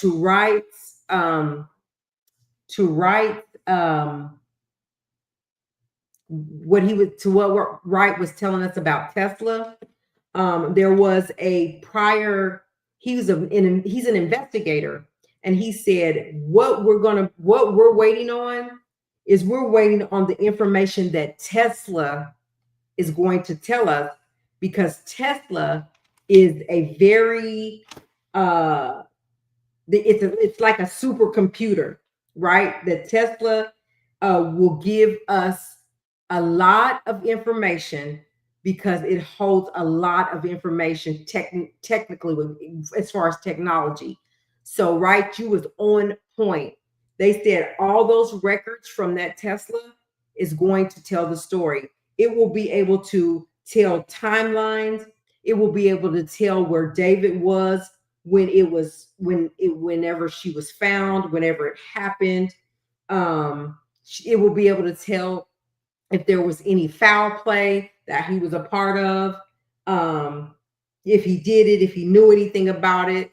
But they're saying the reason that they have to kind of do this, comb through it slowly and precisely, is because David could very well say that I let somebody borrow that Tesla, that there's a lot of people around me in my camp. Like, you can't just say it was me. A lot of people drove that Tesla. A lot of people were in that home. So how do you put it back to, how do you just say that I did it? We also heard that David was cooperating with authorities. Well, we heard today, the latest, that he's not cooperating with authorities, but he is lawyering up. He is, speaking to lawyers like he should, and he and as far as PR, that they're probably advising him to cut all the shows, just stop everything right now until they figure out what's going on. So there's a lot that is being brought up as being new. Every day we're hearing new things about that. But yeah, Deborah, that's wild about a Tesla, that it has a camera, and Wright kind of put us on to this because we had to Google it to make sure, but that this camera in the Tesla will, hey, Galactic Barbie, thank you for being here. The camera records automatically and it stays on. And even when it's parked, it's recording things in movement. So it's going to tell, they said it's good. The Tesla will be the big deal. It will tell the story. So I don't know if they're waiting for information to come back from information from Tesla, but it's going to tell everywhere. Like, there's a passcode. And, oh, here it is right here. Right says oh, no, I thought he was saying that, but there's a passcode that only the owner operator has. That's going to tell the story if David was the only one that had that passcode. So it's going to tell a lot. That's where we're going to get a lot of information. Let's see. Yeah, they were looking for drain. They was looking for tissue samples, for blood evidence. And they said what they were saying is that for somebody to have to, the professionals, he was talking to a lawyer and a detective, and they said for somebody to dismember somebody, they said it's because they kind of had a direct connection to that person. He said otherwise, people don't just go dismember people. So there had to be a definite connection there. I definitely feel like he didn't do this alone. Yeah, so Galactic says she definitely feels like he didn't do it alone. So even if he had something to do with it, so either he did it, was involved in it allegedly, or know people or pay. They said and they also said this about dismembering somebody. You have to have the means and the opportunity to dismember somebody. Like, it takes a lot to be able to dismember somebody, right? And how do you have time to do that? Where do you do that, right? And what was the connection there? So they're looking at all of that. They said that, let me see, I wrote a bunch of notes down here.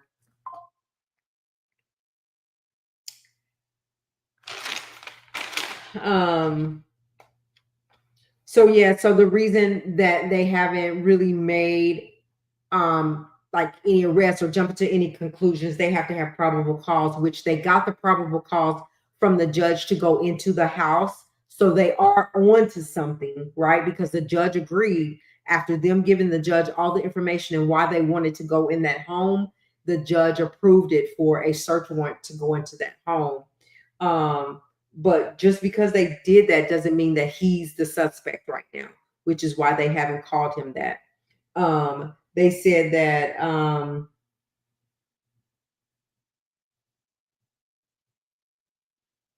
there's going to be, like, he has a home in Cypress, Texas, and they said that the police was tipped off to go to that home in Cypress, Texas, because someone was trying to get in that house.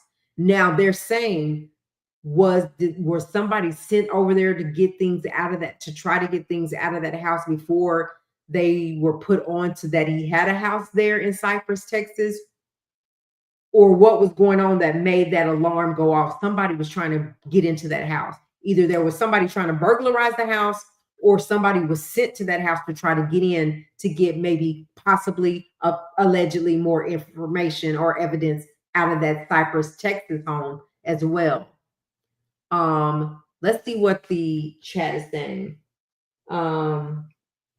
January 2024. Digital footprint. There's still images. We already said that. And then they said, well, what happens? They were talking to the detective when they said this. They said, well, what happens when it's like a celebrity? Do you guys do anything different when the celebrity is either the victim or the perpetrator? And they said, well, really, they're not supposed to do nothing different. But I think I saw somebody say LAPD is crooked. And they was like, but we don't know how they're going to how they're handling the situation. So why they haven't, said anything, made any press conferences or anything, they're not sure about that.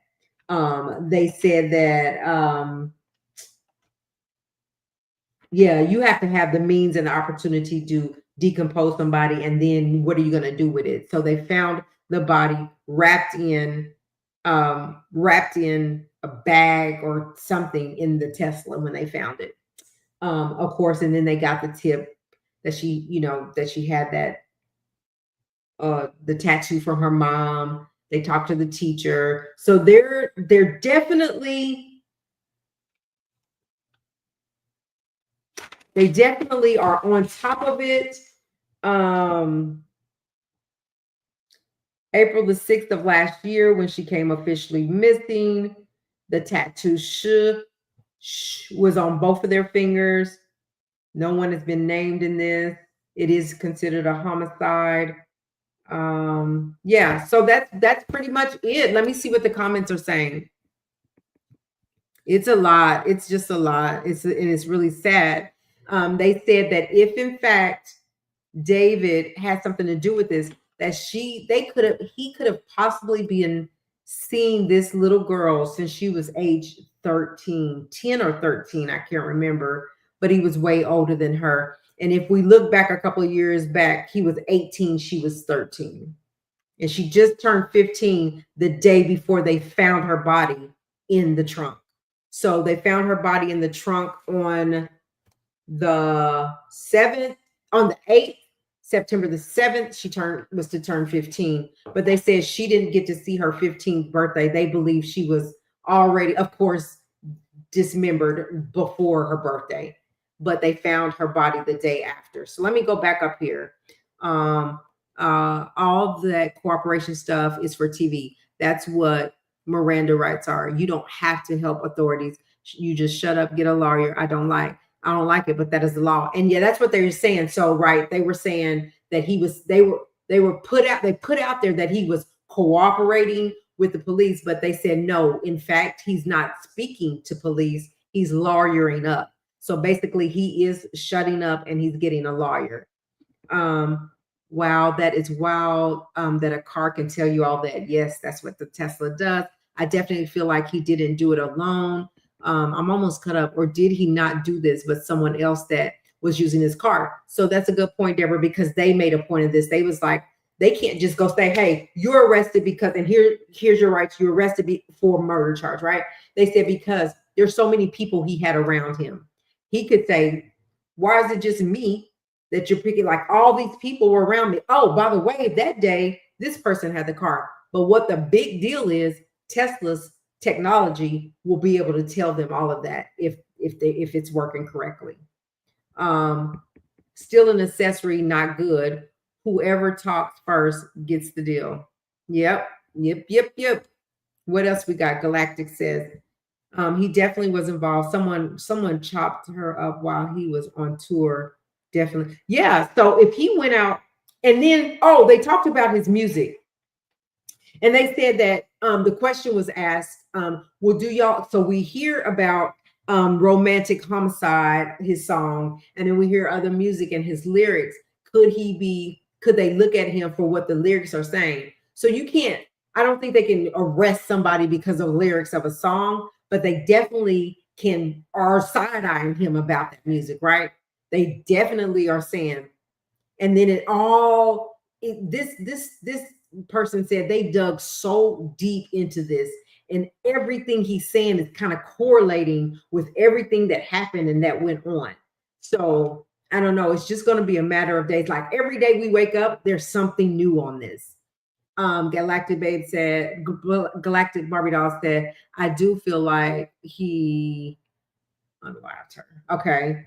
Everyone needs to, yep. I feel like, so they're saying, like, also, right? They're saying the mods and the manager went and was trying to delete stuff. Is that tampering with evidence? And could they get charged with tampering with evidence, trying to cover up for him and take, and delete stuff that in the first place, they'll be able to find that stuff. They'll be able to locate that stuff. But could they possibly be charged with tampering with evidence?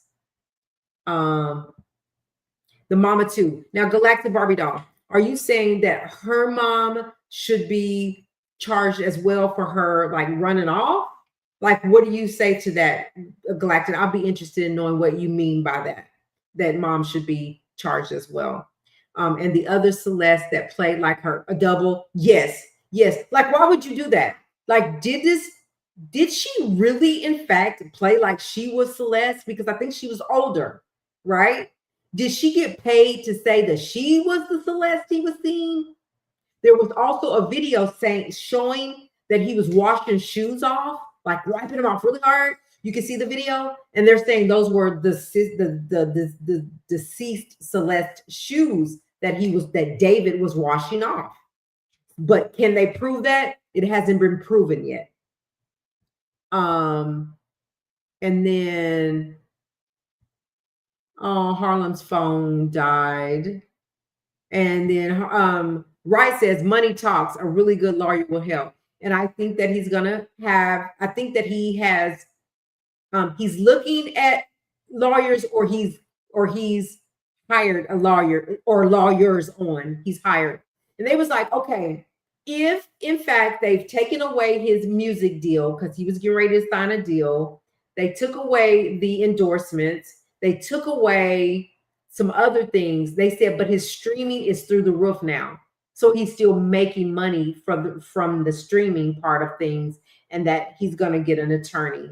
I mean, that's, he's prepared to fight the fight if he has to.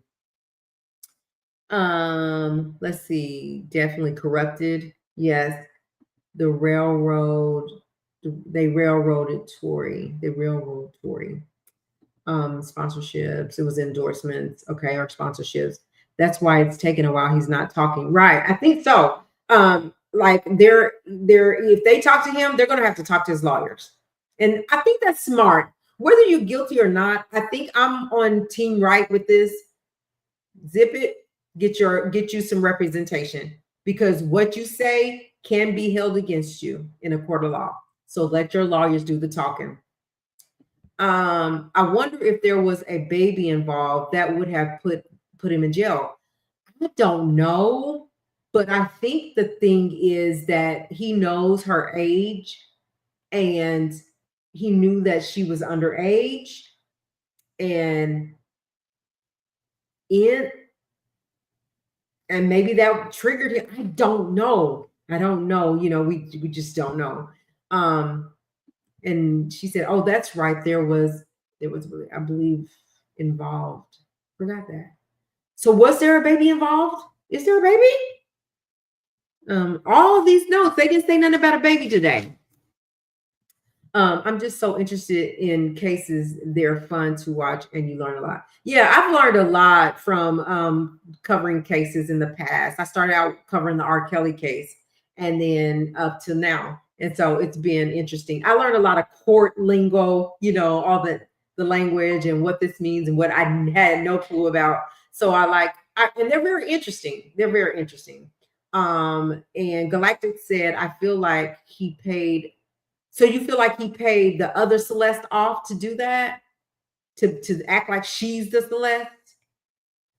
She probably was so in love. Oh, I think so, with her young mind, right?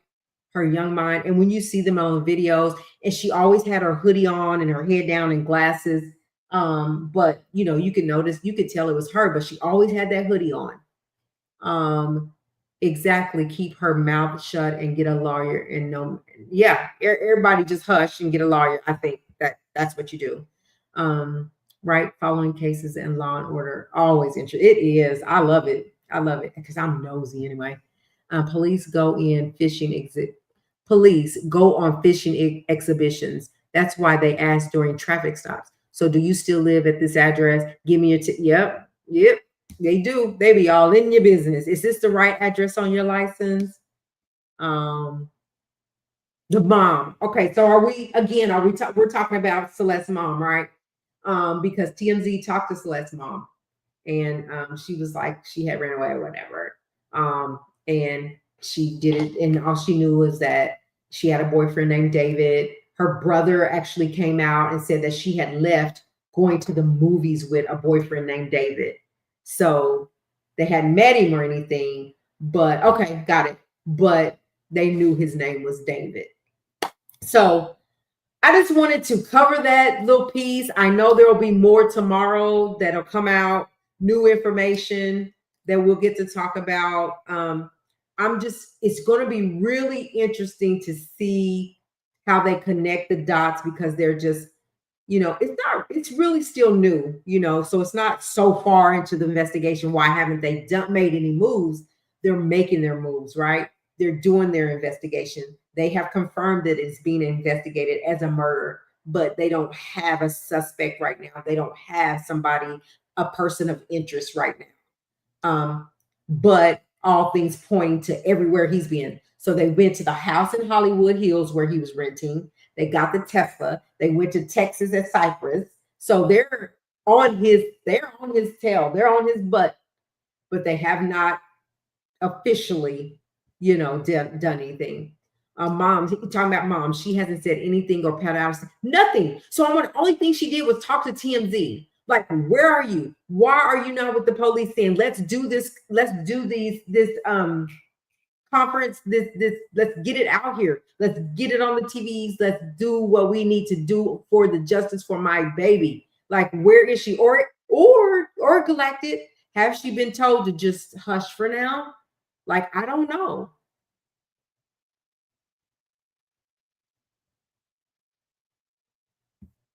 So interesting. It's very interesting. It's very sad that it had to be like this. But again, the teacher made a very valid point. You know, kids and streaming and online and meeting people and talking to people and playing the games with people you don't know is very dangerous. Very dangerous. And so I thought that it was appropriate for him to say, y'all be careful. This could be you. This could be you. When my niece went missing, I searched high and low for her. Absolutely. Absolutely. If that was my daughter, I would be feet to the pavement every single day. Every day until you found my child.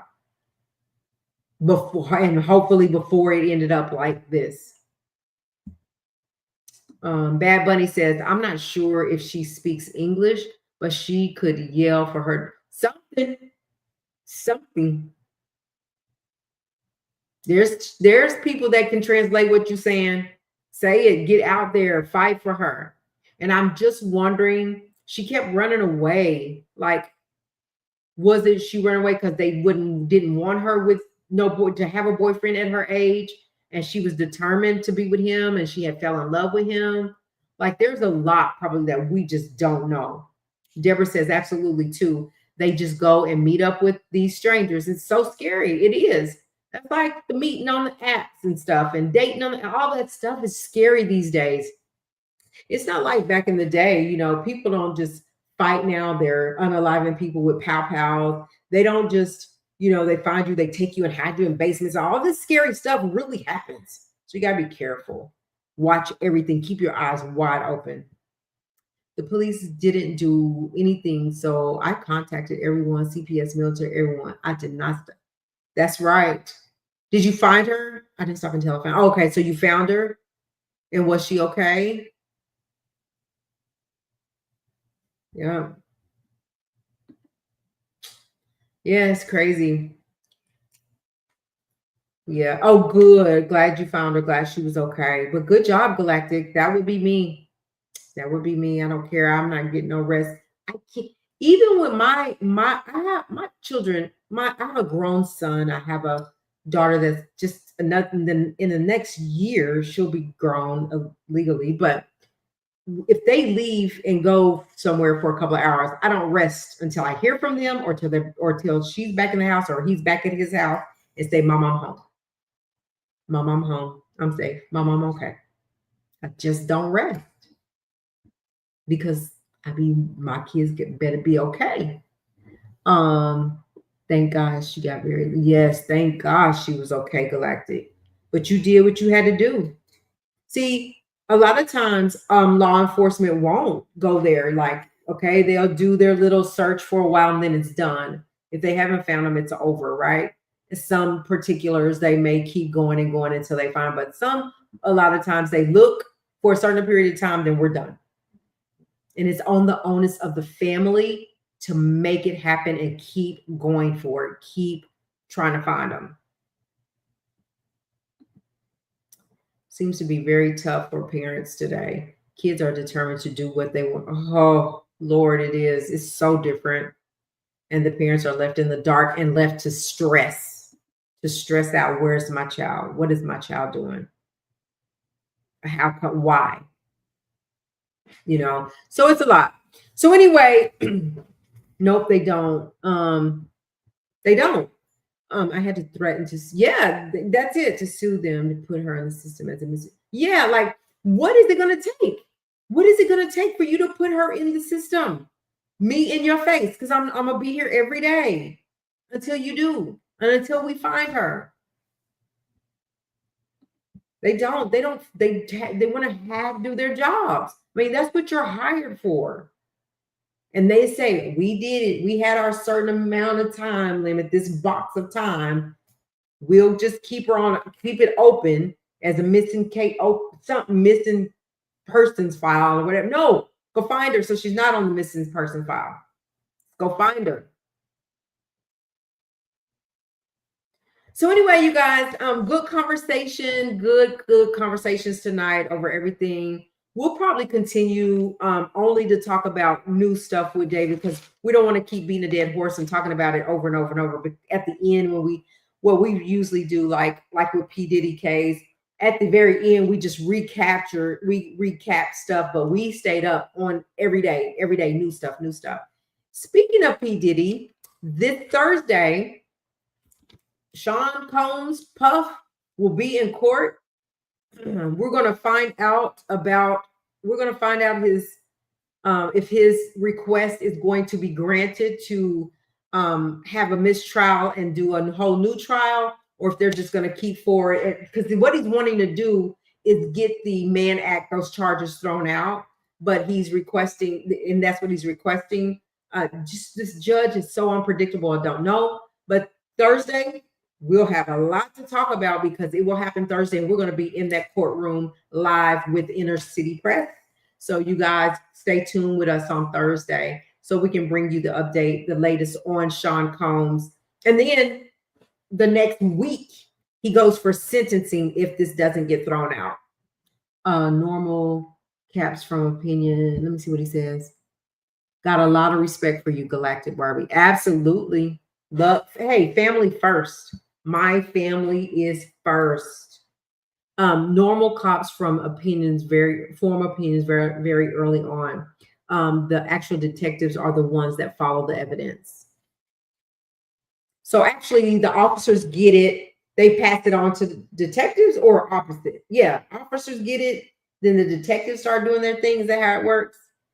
Definitely family first. Yeah. All right, you guys, we're going to go for now. Thank you guys for being here. We'll be back tomorrow we'll start back on our emails that come in with different topics, and then we'll figure out what the main topic will be at the end of the night. Again, we appreciate you guys so much for being here with us. We enjoy talking to y'all.